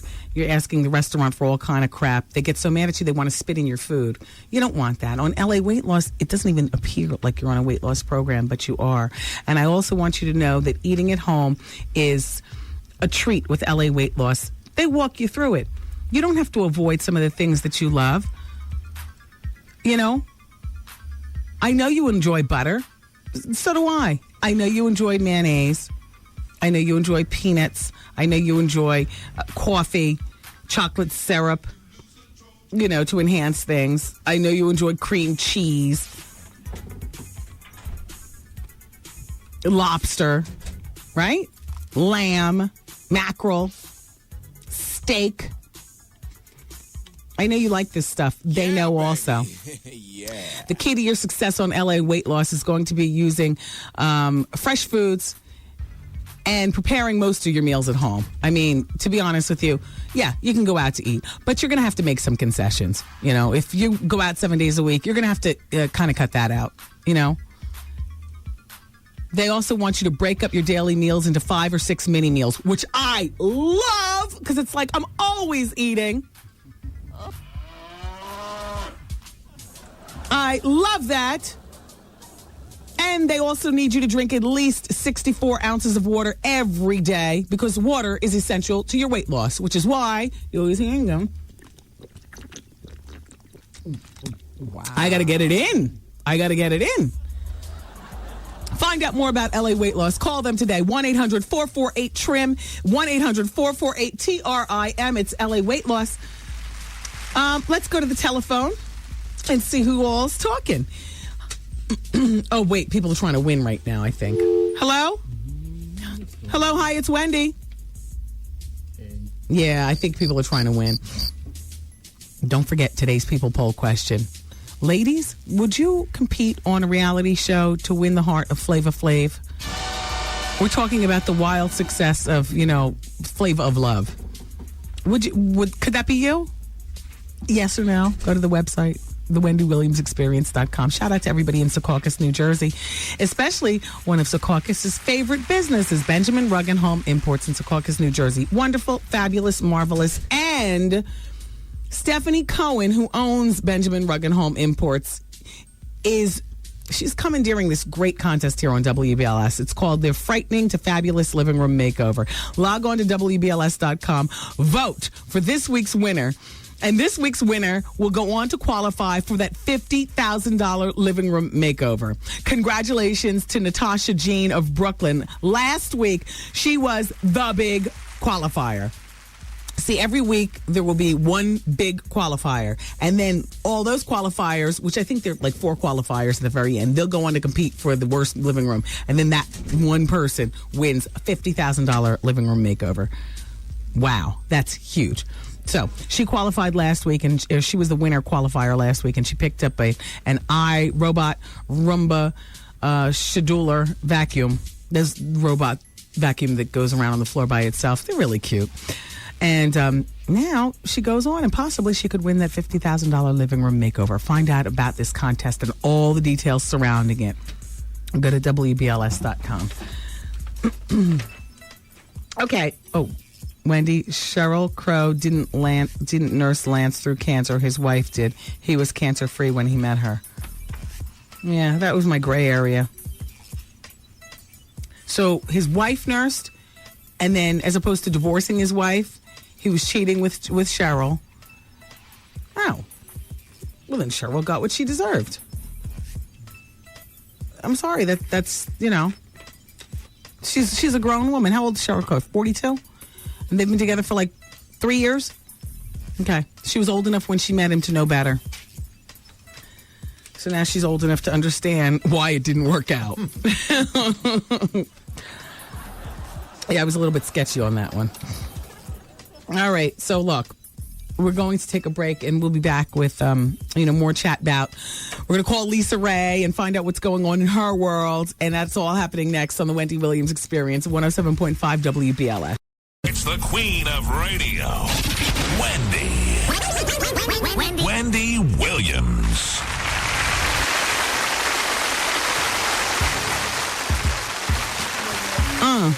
All right, so it's the Wendy Williams Experience here, everybody. Just make sure that that's cued on proper. Let's go to line number 6. Hassana is 34, and Hassana, it says on the computer that you'll clean my house for nothing. Hassana? Oh. For nothing? Oh, yes. Hassana, you there? I'm here. Hey, Hassana, how are you? Hi, Wendy. How are you? Good. What do you have, a cleaning service? Yes, it's called the Glam Squad Cleaning Service. We glamorize your home. Everything is shiny and glossy when we're done. Well, how long have you had this business? I've been in business for about a year now. Mm-hmm. And how's it going? It's going great. I'm getting, it's going really good for me. And so how many people do you have working for you? I have about 10, but I have a strong team, and everybody's reliable. And you're bonded and insured and stuff? Bonded, insured, everything. Excellent. Yes. Excellent. Well, do you have a website, or do you just do it through word of mouth? How do you advertise your business? Yeah, it's pretty much word of mouth. We're building a website as we speak. I should be done my website about 2 weeks from now. So then how do people get in contact with you when they want to call you to do a job? Well, they call me. I advertise with word of mouth, and I have, business cards and stuff. So I give them out to people, promotions and marketing. I have someone working on my team. And it's out there pretty well. We haven't hit New York yet, but we're in Jersey. Yeah. Really big. Well, it sounds nice. No, I'm not in need of anybody. But, well, I'll be honest with you. Anybody who's going to be up in my house cleaning is not going to be listening to this radio show. You will not get ultra good. I'm telling you. No, honey. It's not about you. It's about them other girls you got working for you. No. Family's the worst. It's a family business. You know what? No, I'm really not in need, but I support you, branching out and doing your business. That's why I asked you what your website was. I was going to let you say it on the radio. Oh, well, I can get my number out then? Oh, no, you can't do that. All right. Well, Hassana, thank you very much for calling, and thank you for the offer. Okay, you're welcome. If you need me in the future, just, I'll call you back and see what we can do about that. Okay, thank you. You're welcome, Wendy. Bye. Bye. See, I'm so intensely private, I'd rather clean myself. Like, I just... That's a really, really touchy thing, cleaning somebody's house. And let me have that piece of paper. You got Lisa here. Lisa's on the phone? Yeah. Well, let's go to it. Hey. How are you? What's going on? Well, first of all, congratulations on your 3rd season of All of Us. Thank you very much. I was just speaking with Tony. Tony Rock was in the studio the other day. I know. And I was telling him that, did he tell you he had a nice time? He did. He said, you know what? She ain't bad. I said, I told you she cool. You know what? Here's the thing about the show. And the little Bobby on the show is so cute. So adorable. He takes me there in every scene. He really does. However, I really enjoy the more adult side of this show. It's a different show. The format has totally changed. Yes. And I love Tisha Campbell being on it, Tisha Campbell Martin. Yes. And I love that Niecy now owns a business, and I really enjoy the show. Right. She's elaborated and let herself, figure out that women of our nature can do more than just one thing, and that's having babies and being barefooted in the kitchen. Exactly. So congratulations on that. We're going to talk about the BET in a moment. I just have to get to the bottom of, are you and the Prime Minister still engaged? Yes, we are. You see the big ring on my finger? I got to tell you something. I didn't know what to believe.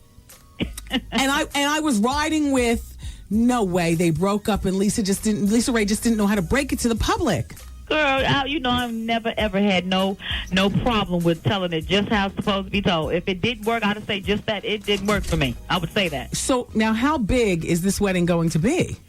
Well, I have to say this. Well, because we had it and was having it in December, and we had all the problems with people not being able to find rooms, and then not being able to, it was a high peak time of the season. It was like, okay, you know what, with all this madness going on, I need to go ahead and bring it down a couple of notches and make it more private ceremony. I like that. So I went from maybe 600 to 300. Jesus. Is it still going to be over there?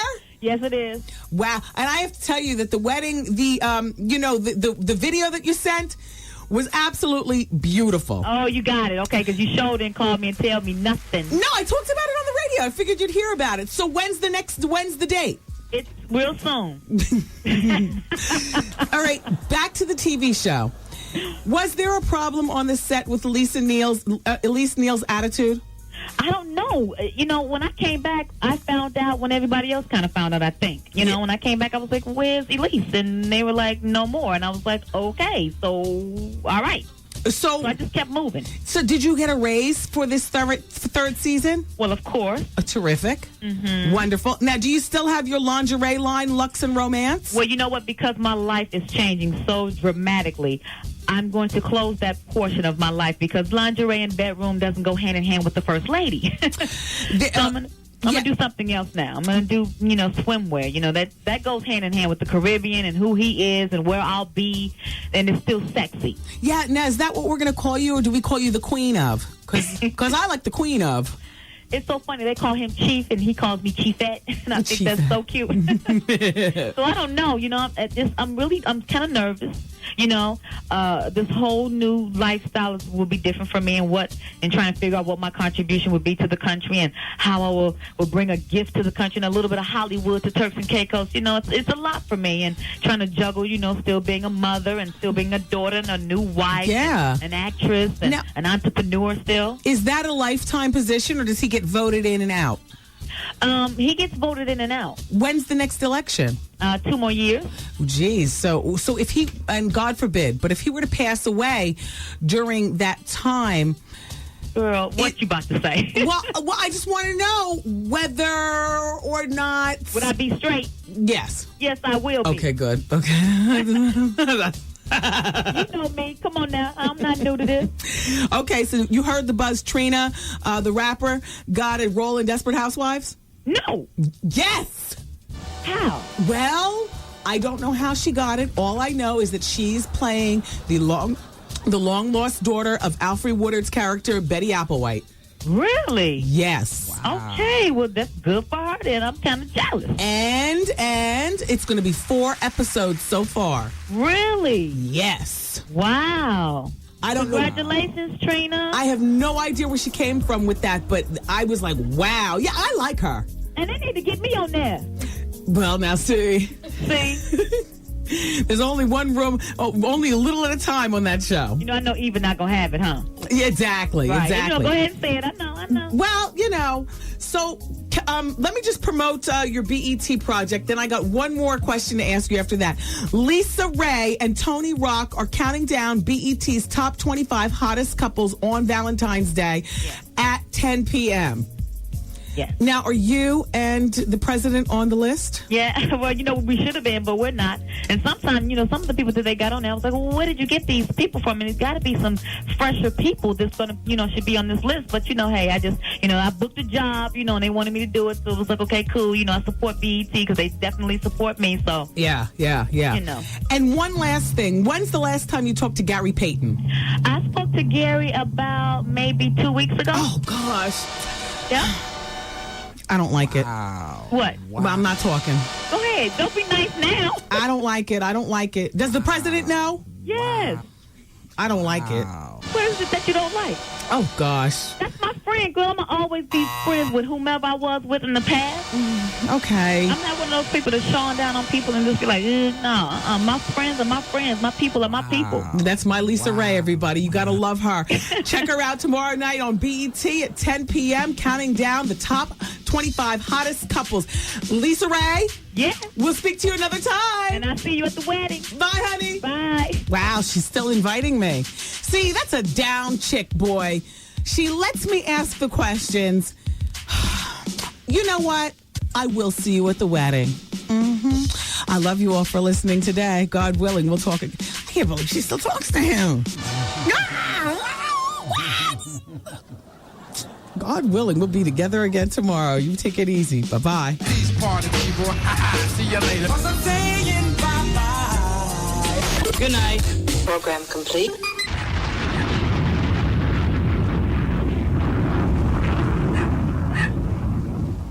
Hi, everybody. We're still here. You know, I didn't even realize it was the end of the show. I looked up at the clock, and which I don't like to be sitting in front of me. I like the clock over my head because I don't like to be, you know, looking at the door all damn day. I like to lose myself in the show, and then when it's time to go home, I like the feeling of wanting to stay. I like the feeling of, oh my gosh, there's so much on my plate. Oh my gosh, you know, somebody tie Vaughn up and keep him in the closet so I can stay another hour. I love that feeling. So I didn't even realize the show was over. I'm thinking we have 2 more hours. We only have another hour? Well, geez Louise, we're going to make it the best hour we possibly can. It's the bonus hour of the Wendy Williams Experience coming up next on 107.5 WBLS. Wow.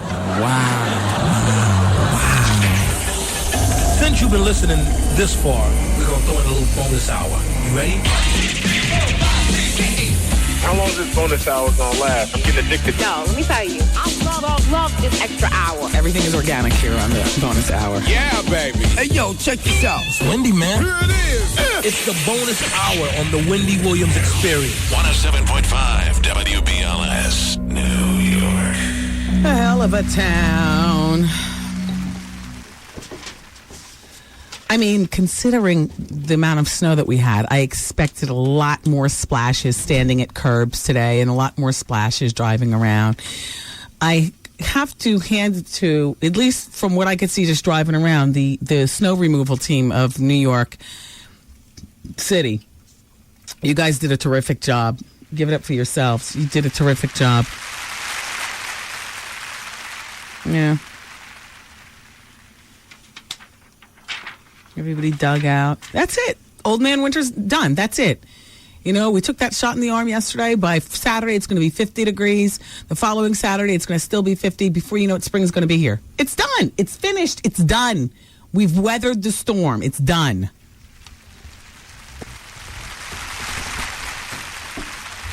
Finished. And if your deck survives holding all that snow, then you don't need a new deck in the spring. You can hold that project off until the following spring. That's a lot of snow, right? The rapper Corrupt is about to make his XXX uncut debut. I got to tell you something about him.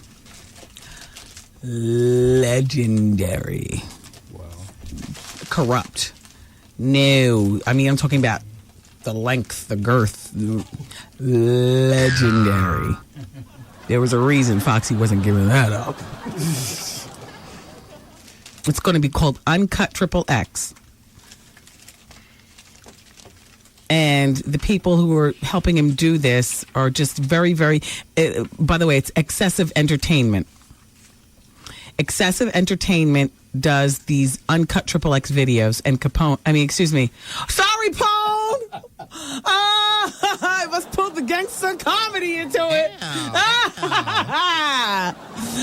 Corrupt is going to be making his debut. And they are... very, very enthused. They feel as though it'll really bring out the hip-hop fans. And it's in stores now.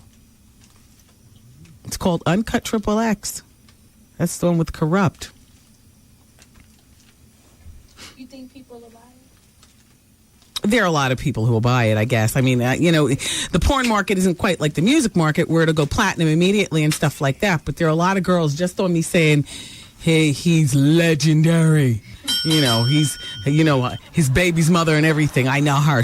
I don't know her personally, but she used to call the radio station a lot when I was working in Philly, and she was living in Delaware. Candy's her, I think that's her name, Candy or Candace or something like that. Anyway, yeah, all the girls who've ever messed with him, they're like, yeah, he's got that. Speaking of Candy, on line number 1, there's a girl named Candy. And she wants to talk about T.I. and stripping. Candy, is that right? Yes, that's right. Wendy, how are you? How you doing? How you doing? So what's I heard you last week, Wendy, say that you never heard anything about T.I. And last summer, I just stopped stripping at Sue's Rendezvous around December. And last summer, I think it was June, T.I. tipped me about $3,000. Wow, a real trick.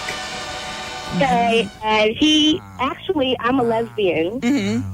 And he's the trick. I told him that I don't deal with men, and he said, not even for a sweet one. And I was quite enticed because he's so cute. Yeah, but, he is. I don't roll that way. Yeah, so yeah, but he's a cutie, and he definitely tips. Wow. Very well. So I just wanted to let you know that. And also, Wendy, I think Takara was fabulous on the cover of King magazine. Me too. I think she turned it. Yes. She really turned it. Yeah, she did. Yes, she did. Well, thank you, Wendy. I love you. You're very welcome, Candy. I love you, too, for listening. Bye-bye. Take care. Bye-bye. Yeah, Takara definitely did. She is making the most of her time in the light. Now... Whitney Houston performed at the Olympic. What, is that an opening ceremony? Let's go to line 3 and see what Karan wants to talk about. Gone. Oh, gone. Okay. Meredith is on line number 4, checking in from Jersey City. That's gone. Oh, too fast. Okay. So what are you guys doing for Valentine's Day? Does anybody want to talk about that? Is there anything in particular that you want to talk about? I mean, Valentine's Day was right around the corner. Wendy. Hi, it's me. Hi, Wendy. I wanted to say, can you stop spreading that Trina is going to be on Desperate Housewives? That's not true. That's the word. It's not. I mean, if it's ABC, a Desperate Housewives makes news and headlines anytime there's a casting change, and there's nothing on their site, on the internet, anywhere regarding that. That's not true. They make headlines anytime they make any change in the cast. Well, we got that from... Damn, I can't say we got it from ABC, but I'm telling you, I searched TV Guide. I work in TV. I searched all the TV sites. There's nothing. Did you? Okay, well, did you look further into the season? I looked. I mean, they would post any headlines, like all the trades. I read all of that. None of that is on there. That's not true. And they would not, for Desperate Housewives, Mark Cherry would not pick Trina to be an actress on that show. Listen, I mean, I don't want to talk down about Trina because I really like her, but I couldn't figure out how they got her on there. But most importantly, I don't care who they would pick to be Betty Applewhite's long lost daughter. The fact that they be bringing in people means that we have to suffer through more of this plot. As opposed to just getting rid of all of them. That is even, like her having a long lost daughter, I'm not even sure if that's a part of their plot. But I love the show. I just wanted to give that update.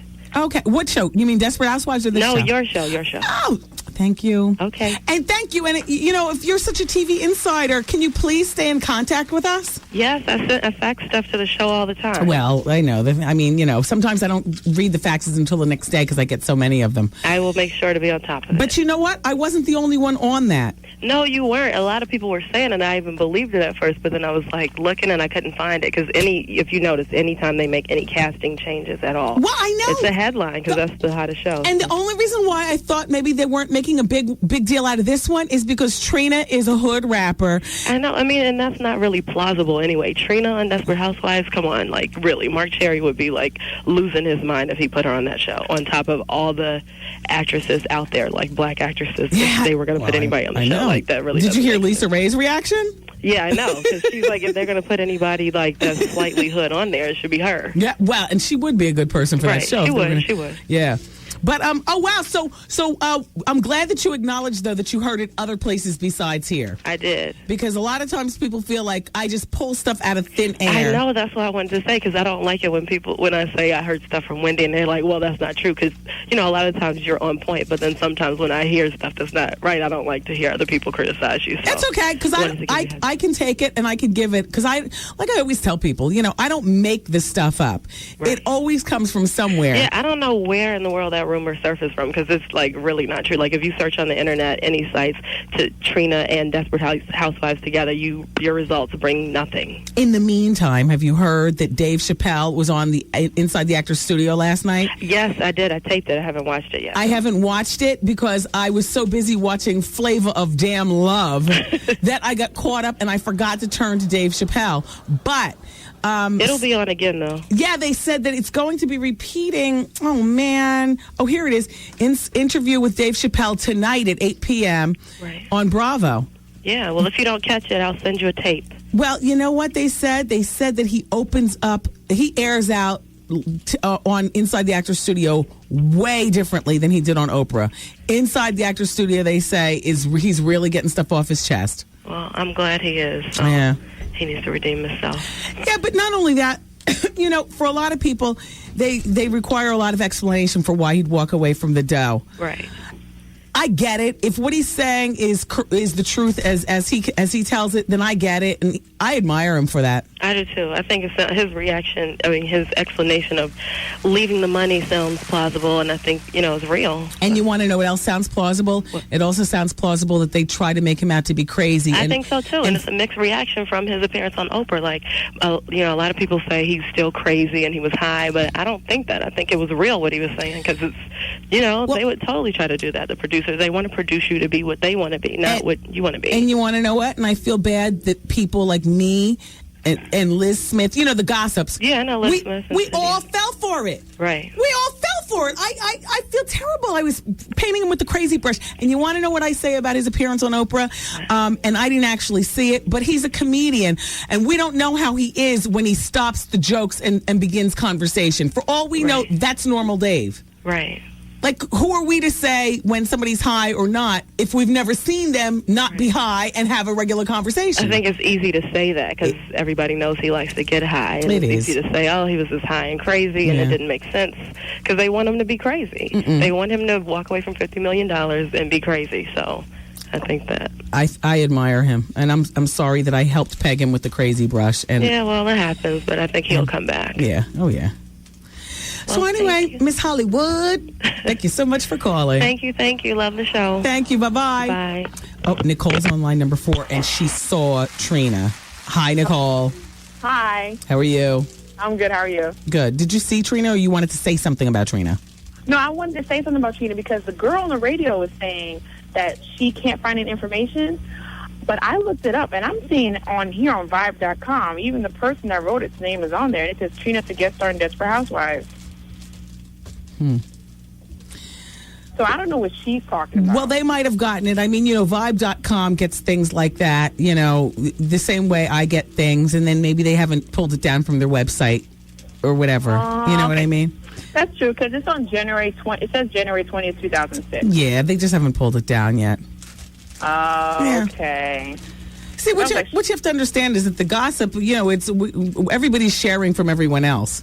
Right, that's true. There's stuff that I read in Us Magazine that I will talk about here on the show. There's stuff that I say that might become, news in the National Enquirer. There's stuff that, anyway, you understand how it is. No, I understand. Okay. Yeah. Well, because I heard it, you were talking to Lisa Raye. Yeah. And then I said, then I'm going to look that up. So that's the first thing I found on Google. It's like Trina to guest star in Desperate Housewives. Yeah. I was like, there's a whole article on it, too. And then when she came out, I was like, she don't know what she's talking about. I just saw it on Vibe.com. Yeah. I get what you're saying. Yeah. All right. Well, take care, Nicole. Thank you for being in touch. Too. I love you. I love you. Bye. Bye-bye. Hey, girls. Guess what's big? Big hair. I was reading my my March Glamour magazine. The bigger the hair, the more in style you will be. I was like, wow. And the article is titled, Big Hair is Back. It never left me. I just keep the same style and wait for it to come back around. You got to know what works for you. I'm going to be on The Big Idea. That cute Donnie Deutsch. Do you know him? I think he was, what was he, a wealthy something or another? He's got dough. And I don't know how he got his dough, whether it was left to him through his family or maybe he worked for years, blah, blah, blah, whatever. I mean, you don't get rich on CNBC. He had money and, very well-appointed social circles prior. I don't know much about Donnie's background. I just know that his show is called The Big Idea. And it's on CNBC. And it comes on like 1 o'clock in the morning here in New York. But they tape it earlier in the day. And so he's invited me to be on the show tomorrow for their Valentine's special. It flows with my day, I'm going to go. I'm not going to be on set. I'm actually taping from a studio here in New York. I'll ride down the street or wherever the studio is downtown. Literally right when I sign off, I'll end up at their studio at 7:15. It'll take me 15 minutes, to tape my part. I'll get there, makeup and hair ready, and then tape my part. And we're talking about sex. Oh yeah. Yeah, well. Oh yeah. And it's interesting because, I don't know, I just feel, and Lisa Raye, I think, probably understands what I'm about to say, because if you heard our conversation, she said that she does not have her Lux and Romance lingerie line anymore, that she felt as though, now that she's, engaged, about to be married and whatnot, that she had to find something more appropriate in the lines with, a married woman and the first lady. And she said maybe a swimsuit line or something like that. I got what she meant. I got it. And, I don't know. I mean, I can talk about it and everything like that, but it's easier to talk about sex here on the radio show than it is to be put on the spot. And I think I'm one of the experts. They're not interviewing me about sex. But how much am I supposed to say? I mean, I totally believe in, when it comes really, really right down to it. I'm not showing my hand or skills. I mean, I'll share, but I'm sharing like that. How many times a week? None of your business. Well, what kind of lingerie? What? I'm no longer dating. So I hope I make a good guest. I'm going to try to. What else do we have over here? Lucy Liu and George Clooney. Oh, I totally believe they're getting it on. I totally believe. And I believe they're getting it on with no strings attached. I believe Lucy Liu has the capacity to love him down and leave that alone. I don't believe Lucy Liu does drive-bys, at the buzzer, becomes I don't believe any of it. I believe Lucy Liu has the capacity to love George Clooney down, wipe her mouth, and go on about her business. There are women like that, you know what I mean? Cool women like that, like just cool. And I say cool from a man's perspective. Just, cool women like that. Oh, look at this. Who printed this? Tim did? Yeah. Oh, thank you, Tim. Tim in engineering. Donnie Deutsch, host of CNBC's The Big Idea. 10 p.m. Monday through Friday. Okay, it's 10 p.m., everybody. He does hot topics and trendy talk and stuff. He's got a really good approach to stuff. I like him. Well, he is the chairman and chief executive officer of Deutsch Inc.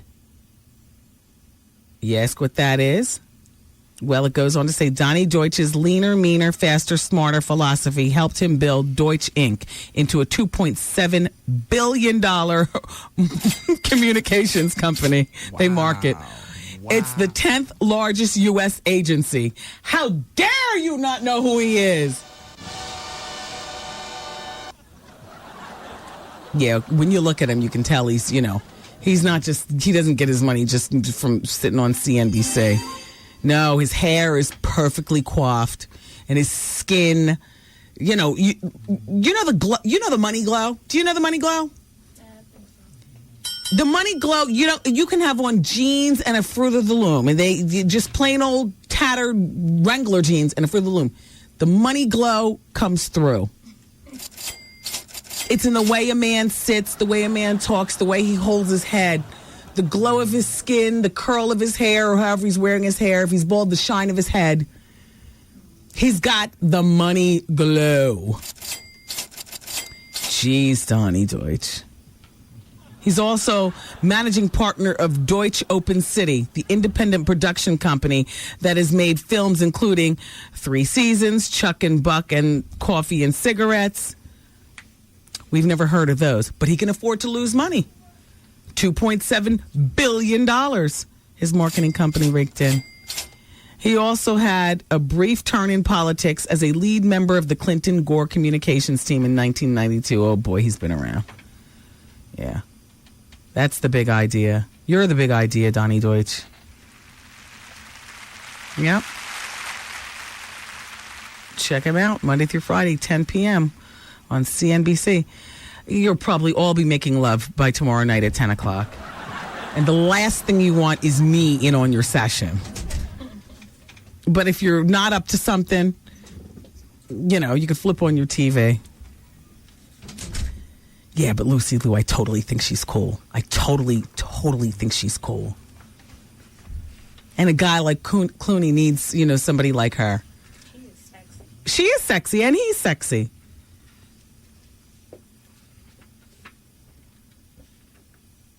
Clay Aikens. People are making such a big deal over this. How you doing? I just never. Yeah, I just don't. You don't even see this as the big deal. And Clay tried to pimp the little dude, telling him, "Come on, let's have sex," and so on and so. Wow. The Army guy was looking for a relationship, and Clay wasn't calling him back. So now Army guy's selling his story to whoever will listen.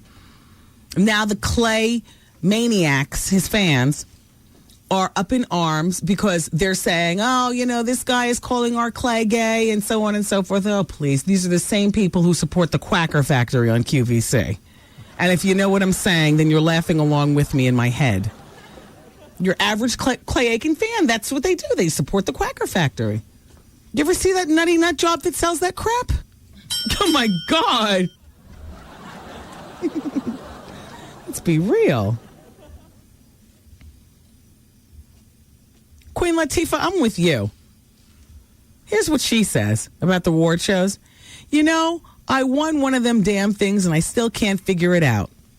She says, what's the difference between album of the year, song of the year, and record of the year? Now, I got the album and the song, but what the hell is a record of the year? What is that? What is that?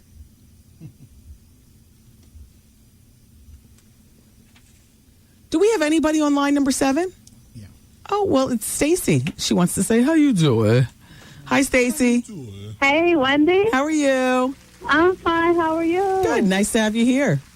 I just wanted to call. I've been wanting to talk to you forever. You're phenomenal. Oh, well, thank Educated, you. funny, entertaining, everything. I'll take it. Thank you, Hello? Stacy. Hi, Stace. Oh, okay, sorry. I lost you for a second. Yeah. I wanted to ask you a question really quick. Okay. I work at a university. Do you ever do, like, lectures or anything? Yeah, sure. Where you would come out? Because I've been trying to get a hold of someone to contact you to do that for us, but I haven't had any luck. Sure. What school is that? Fairleigh Dickinson University. Oh, all right. In New Jersey. Yeah, in Teaneck. I apologize. Fairleigh Dickinson was one of my safe schools. That and Rutgers. Oh, really? Yeah. One of my safe schools in case I had to stay in Jersey. Yeah. Sure. Well, if you hold on a moment, I'll give you the information behind the scenes of where to contact. Okay. Would this be for the communications department, or would I be speaking to a women's studies group or something? I would probably like to do it for the communication majors. I work for student life activities. Yeah. So I'm sure everybody would probably show up, but I like to gear it towards communications. I would like that very much also. Yes. Yeah. All right. Okay. Hold on a moment, Stacy, and we're going to take all your information. All right. Hold on. You know what? Wait, turn off my microphone for just 1 second. Wait, my microphone is still on. Check one, check. Back up. Okay. Yeah, just give him that, or her that. All right, and now let's see. Line number 2 is Joanne, and she wants to comment on Takara. Hi, Joanne. Hello. Hello. Hi. Hi. Well, who is this? This is Ray. I was online for quite a while. Oh, Ray. And I still never got a chance to get through to say hello to Wendy. And I apologize. No, this is Wendy right here, but turn your radio all the way down, okay? Oh, this is Wendy? Yes. Hey, what's up, darling? Hi, Ray. How'd you know it was me? Good. I apologize for the wait, Ray. Oh, okay. Hey, Wendy, damn. I kind of agree with you in that sentiment that you had about Coretta Scott. I travel the road a lot, and I'm not home to catch a lot of programs. And I really was hoping that we would have kept that opportunity to kind of create sort of like a, where were you at when such and such went down, And I thought this was an opportunity for folks to get their kids in front of the TV and to really create a moment in our history where, Coretta could be honored and remembered, and and to just stop some of the foolishness in time so that we could pay respect to somebody like that, Yeah. So when I heard you talking about it on the radio, I was like, wow, you know what I mean? Because I had asked some friends, hey, what's going on? Is BET covering it? Is BET doing anything? And they were like, oh, she ain't a lot. You know what I mean? They were carrying on like she was just another soul. And Just I thought, another you know one. what? If it wasn't for Coretta, we wouldn't even make room for Lil' Kim. You know what I'm Right, saying? She exactly. wouldn't even have a platform to be carrying on like how she do. Do you know who I really enjoyed speaking? I mean, I enjoyed a lot of the speakers, but the one that touched me the most was Betty Shabazz's daughter. One of her daughters got up there and talked about how the relationship between the late Betty Shabazz and now the late Coretta, and how they would. I just love that, and she was weepy as she was telling it, and I was just I was weepy listening to it because she just broke down Miss King and Miss Shabazz as being women. Just women in the struggle, and I loved that story. I just loved her to hear her talk. But you know what? It's weird that you say that because if you talk about the Shabazz and the King legacy and how folks would have said, okay, Martin was on one side of the fence and Malcolm was on the other. Yes. Let's fast forward to here we are, 2006. And Coretta could get backseat press, but if you had Biggie and Tupac's mom on there, they'd make room for that. Yeah. You know what I mean? They'd make room for that kind of a platform in order to, let whatever their sentiments are to be, resound across the country and across the world. But here it is somebody that, that stood up for us. It doesn't happen very often because we're lacking in leadership. But that was about money, and they should have oh gosh, just put money aside for just a few hours and cover this woman's. I mean, we could see another T.I. video and Chameleon Air video at any given time. You know, but you know what? When you talk to those two young ladies, or that one young lady who said she committed the menage a trois with her best friend and the 30-year-old jail guy. Yeah. I thought, you know what I mean? Stuff like that could have taken a back seat, but that's what we're breeding. We're breeding that through allowing more important issues that teach us integrity, that show our young ladies how to keep a stiff lip and a neck up, you know what I mean? Yeah. Even though we're in the struggle. Yeah. And not to be played out by chumps in jail and all kind of foolishness. True. I mean, I don't get it. So, you know, I was going to call in and talk about my own episode where I had a young lady that I was digging on, you know, and I thought she was going to be the one that I would, you know, break the mold for and be there. And she wound up becoming hoochie pie like that, you know what I mean? And, really? You know, baby, when I met the chick, right, you know, she was like 3 or 4 years younger than me, and she had 2 pre-teenage children, you know, like 9 and 12 and stuff. Oh. So I figured, okay, you know, this would be an opportunity to, because I don't have children, so I thought, you know, my first inclination was just to stick with somebody that's, you know, been a survivor like me in terms of not making babies out there. But, you know, I thought, you know, my heartstrings are pulling in that direction. Right. And I said, well, you know what, I'm going to keep this on the back burner and not become real intimate with her, you know, sexually. Right. And it seemed like every time I would, you know, drop out for a spell, go on 3 weeks, like that, or... Oh, no. Oh, dude. That was a good story. That was a good story. Yeah. But you know what? He's braver than most because, you know, dealing with somebody who has children is, he's trying, he's fighting, he's fighting to get back on. You know, going from not wanting to deal with somebody with kids to going to dealing with somebody with kids old enough to say, you ain't my father. And I take that and a punch in the face. You know what I mean? I wanted to hear the rest of the story. Hey, there's a baby fat open casting in New York, and it's going to be on Thursday from 4:30 to 8:30 p.m. If you would like, we can take a break right now, and when we come back from the break, I will give you all of the information. They're looking for male models, female models, and female plus models. Unfortunately, when they say plus, they only mean a 14, 16. And when they're talking about the male models, they're well, and when they're talking about the female models, they mean a size 1, 2, size 3, 4. So there is no room for the middle of the road, you know, size 10 girl. Nope, no room for 10s and 8s, no room for 22s.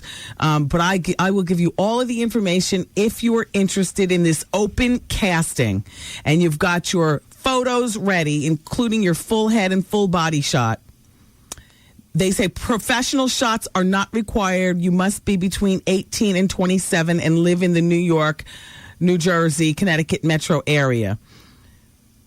All right? I'm going to give you all the information, and we'll do that right after these messages. It's the Wendy Williams Experience. Messages.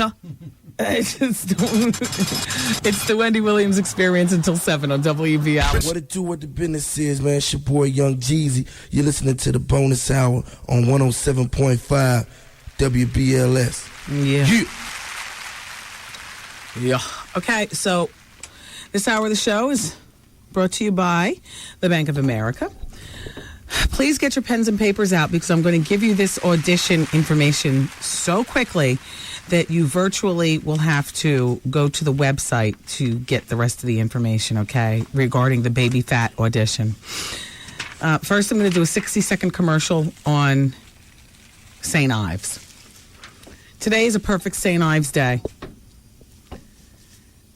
I have to tell you something about St. Ives. They've got this product called whipped silk, and emphasis on the whipped. They whip it so fast and so hard that it absorbs into your skin even faster. It's not greasy. It's very, very light to the touch. You could never imagine that something this light is going to be working the way it does. I'm telling you.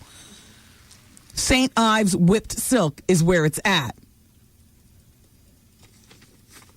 The Olympics are going on right now. St. Ives happens to be a big, proud sponsor of the U.S. ski team and snowboard team. Now, why would a product that doesn't work be accepted into the sponsorship of the Olympics?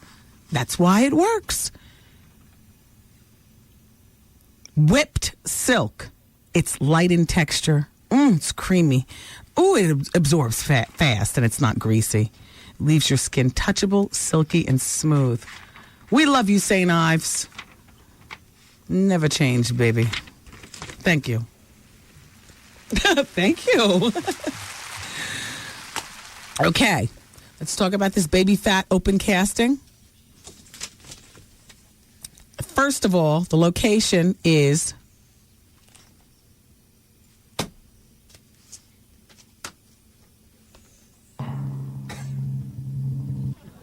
this is just really amazing. The location, they say, is 180 Madison Avenue on the 3rd floor. The time and date of the location, Thursday, February 16th from 4:30 p.m. to 8:30 p.m. If you are a female, they are looking for you to be between 5'7" and 5'10". They're looking for your inseam to be 32 to 34 inches. And they want you to either have a dress size of a 1-2 or a 3-4 or a 14-16. If you are a male, they want you to be between 5'8" and 6'2". They want your waist to be 32 to 34 inches, inseam 32 to 34 inches. It says here all applicants must bring photos, including a headshot, a full body shot. Professional photos are not required. Test shots may be taken at any time during the casting, but are not guaranteed. The applicants must be between 18 and 27 and live in the New York metro area. I'm going to give you this website, and you go find the rest if you have any questions, because I'm throwing this away afterwards. efashionsolutions.com. efashionsolutions.com. There you go. So Usher is no longer an owner of the Cleveland Cavaliers. I've been meaning to talk to you guys about this for a moment. Boy, that was a fast Wankster ownership. Did he own at one point and then he realized that, he has other bills to pay, and so let me cash out on this? I mean, you guys did know that at one point he owned part of the Cavaliers, right? Well, he became a minority owner of the Cavaliers towards the end of last year. There was a group, and Usher was a part of the group, that bought the team for $375 million. Now, how minority, I don't know, maybe $1 million, $2 million, $5 million, whatever. Anyway, he was a minority owner. And regarding his disappearing act, nobody has anything to say on the matter. Now, according to sportsplus.com, allegations and speculations, they say, persist that Usher may have lost interest in the venture and allegedly hasn't delivered on the $9 million investment promised. But see, that's what you do when you're trying to keep up with Hove. Keeping up with the Joneses. You didn't have to even go there. I mean, it was cute and it was nice, and I was interested, like, wow, and Usher's doing it too. But now, Usher, you look like a real dilzy. You really played yourself with this one. Is this true? You promised them $9 million. You got all the press and everybody riled up. You got the gossips talking. Then you lost interest? Because you realize that, I guess, past giving up the money, you actually do see Jay-Z on the front lines, at the games and stuff. I don't know. I mean, it was a valiant effort. I just, wish that, you hadn't gotten us all riled up, only to not, Wendy, regarding Star Jones and the rash on her finger. My darling husband designed a beautiful engagement ring that I have worn religiously since our official engagement. However, about 2 months after we were married, I started to develop a rash around my ring finger. At first, I attributed it to lotions or something I came in contact with on an occasional basis. After further investigation, we learned that it was my wedding band that was the problem. The rash does not happen all the time, but when it flares up, it starts slowly and progresses. Hold on.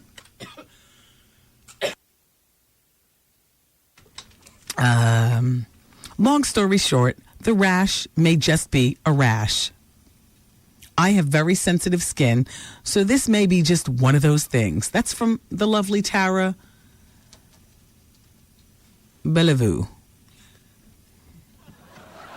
Well, Tara, thank you. So maybe Star does have a rash, according to Tara. Remember we were talking about the mouse in the Campbell soup? And I said I'm going to Progresso? Well, here's Ramona to kill me with that one also. Ramona says, while Progresso is the grown-up soup, a report of needles being found in a can was about 2 weeks ago. Well, that's it. No more soup. Wow. That's it. They say Kim Cattrall's about to get remarried. Well, she's 49, still working that Samantha thing from Sex and the City. She's about to be remarried for the 4th time. She's been dating this Canadian chef. His name is Alan Weiss, and he's 26 years old. And, I mean, you know, her marriage, the last marriage she had lasted for 6 years. And at first, this little thing with this chef was a rebound thing. And now it's blossomed into full-blown love.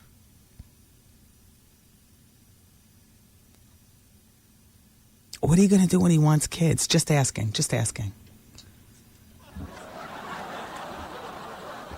She's never had any. When she's 49. And he's 26. Probably not even thinking about him now. You know what I mean? Like, not even, that won't hit him until he's 36. Oh, well, they'll be divorced by then. I mean, considering this will be her 4th marriage, you just figure, you know, every few years. Wow. Well, then go ahead, sister. Good luck. All right. So you guys heard about I don't have to leave right now. Okay. You guys, you know what? I'll take a few good night telephone calls. I'll take some. Yes. Hello? Hello? Have you heard about the New York Post launching the Gossip magazine? No. Oh, it's really exciting because, you know, everybody loves Page 6. And yeah, you got to turn your radio down, though, as we talk. Look, it's going to be 76 pages. It's going to be distributed just on Thursdays in the Thursday New York Post New York Post newspaper. So, yeah, you got to turn down your radio, and I'll give you a 3, 2, 1 on that. Okay. And a 3, and a 2. Hello? Hello? Yes, hi, it's Wendy. Hi, Wendy. Hi. How are you? Good. Anyway, everybody, look for that starting sometime soon. And I'm real excited. Good deal, New York Post. Because can we still buy the Thursday newspaper for the usual amount of money, or do we have to pay more money because the gossip part's in? Please.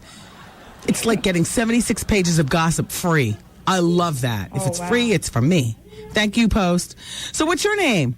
My name is Nasha. Nice to talk to you, Nasha. What's going on over there? What up? I'm calling from Queens Village. Okay. Yeah. I just wanted to talk about Valentine's Day. I don't know what to get my boyfriend. We've been together for 3 months now, but we haven't even kissed yet because I don't know. I don't know if he's scared because he's my brother's best friend. So I don't know if it's because of that. But I just don't know what to get him, and I don't know if I should even get him something because this is my first Valentine's. So I don't know. How old are you? 15. That's so cute. And how old is he? 18, 19. 19. Right. going on 20. No. Mm-hmm. I don't know that you need to get him anything. I think you've been seeing him for 3 months and you're 15 years old. First of all, you have to work within your budget. Your average 15-year-old has what, $250 for Valentine's Day? Oh, these kids are holding, honey. These kids are holding. Don't be fooled. I think that a nice card and no, not boxers. That's too sexual. You know what? I think a nice card and I don't think anything. I think a nice card and nothing, because anything that you buy is going to be over $50, and I think that over $50 for what this relationship is absolutely crazy. I was just gonna make him a CD, actually. Perfect! I love it. You think so? It comes from the heart. Just watch what the messages on the songs are saying, because you don't want to get in. One of the songs actually is "Love" by Keisha Cole, and what else? I wanted to put some Babyface in there. Speaking of baby, whose baby is that? Huh? Actually, that's my little brother. Oh, okay. I'm babysitting. So. But you know what? I like that idea. I like the idea of making him a CD and get him a card, and just make sure that the words aren't so mushy that they are throwing messages out that you don't want to send. Yeah, I made sure of that. Okay. And actually, I just wanted to say that I like your show, and ever since because I listened to 105.1 too, and Star, I love him. Like, I heard him one day. He was like how he thinks that you're a strong woman and how he likes you. Yeah, So I just okay, then you're a good person automatically, because Star is like hard to. He's hard on everybody. Yes. I know. I was like, if he likes you, then you must be. Yeah. You must have something. Yeah, Star and I go way back. And I think the biggest thing that both of us share to date is a mutual respect for each other's work. Oh, okay. We also happen to share 2 radio stations. He's on in the mornings and I'm in the afternoon in Philly. And then the same deal up in Hartford. Yeah. Yeah. So anyway, I wish you well, honey, with Valentine's Day. And, take it easy with that sex, because sex will complicate your life. All right. Take care. Thanks. Bye-bye. Bye. Uh-oh. That last I. She could have said all right. Whatever, Miss Wendy. The card's going to have a condom in it. We going for it tomorrow night. All right. So who else do we have? Okay. Hello. Hi, it's Wendy. Hi, Wendy. Hey. I was calling regarding my friend. She seems to feel like she's been with this guy for a year, but she seems to feel like he don't have to do anything for her. Can you tell me some advice to give to her? Well, when you say do for, what do you mean? Nothing. He does absolutely nothing. He just be around her. Like, I guess she gets the thrill out of him being there. Well, she's somebody who just wants to be with a man for the thrill of being with a man. See, because to me, nobody should be around you just sucking up oxygen. Not your girlfriends, not guys that you're romantically involved with. Hell, not even your mother and father. You're right. Everybody at some point should have a contribution that's meaningful to your life. And if they don't, they gots to go. Yeah, they have to go. So you think I should just tell her to let him go? I think you should mind your own business. Don't say anything? Nope. Okay. How old are you? I'm 25. Yeah, mind your own business. Okay. Because just stay out of it. She's going to call you jealous and everything like that. But it's not even that. It's honestly, I just feel like she's wasting her time. If she ever asks you, that's when you give your true opinion. Okay. Otherwise, it gets touchy. You talk about women, people's, significant others, and they get all testy. They stick with the significant other, and then they drop you. Yeah. Stay out of it. Okay. All right, take care. And I want you to know that I listen to your show every day. Well, thank you. You're welcome. Take care. Bye-bye. Bye-bye. Yeah, I mean, that's the code to live by, because that works for everybody, from your sisters, your brothers, your cousins, your mother and your father. Everybody in your cipher should be contributing to your life, and you to theirs. But if they're not the ones that are going to make the requirement, oh well. But, everybody, your mom, you never stop learning from your mother, no matter how old you are. It's not even about money. Your brothers and your sisters, nobody should just be coming in and just sucking up oxygen in the room. Because, you're busy as an adult. You got your school, you got your work, you got your own kids, your own life, whatever. Nobody should be sucking up oxygen. And if you live by that, then hopefully you'll be able to improve the people that you surround yourself by. And you know what? Maybe you don't need all those people around you anyway. Save all that oxygen for you until you find people worthy of sharing it with, whether they be, your girls or, your boyfriends or whatever. Anyway, don't forget to go to the website and answer the Wendy Williams Experience People Poll. Would you compete on a TV reality show to win the heart of Flava Flav? That's based on the Flavor of Love being so wildly popular. Oh, And that's a yes or no. And yesterday's was, do you believe that Janet Jackson gained weight due to a movie role for an independent film? Because that's what Jermaine Dupri was spreading. And 9% of you all said yes. And, of course, 91% of you all said no. All right. I love you for listening today. And we'll speak again tomorrow. Vaughnie's up next with The Quiet Storm on 107.5 WBLS. Bye-bye.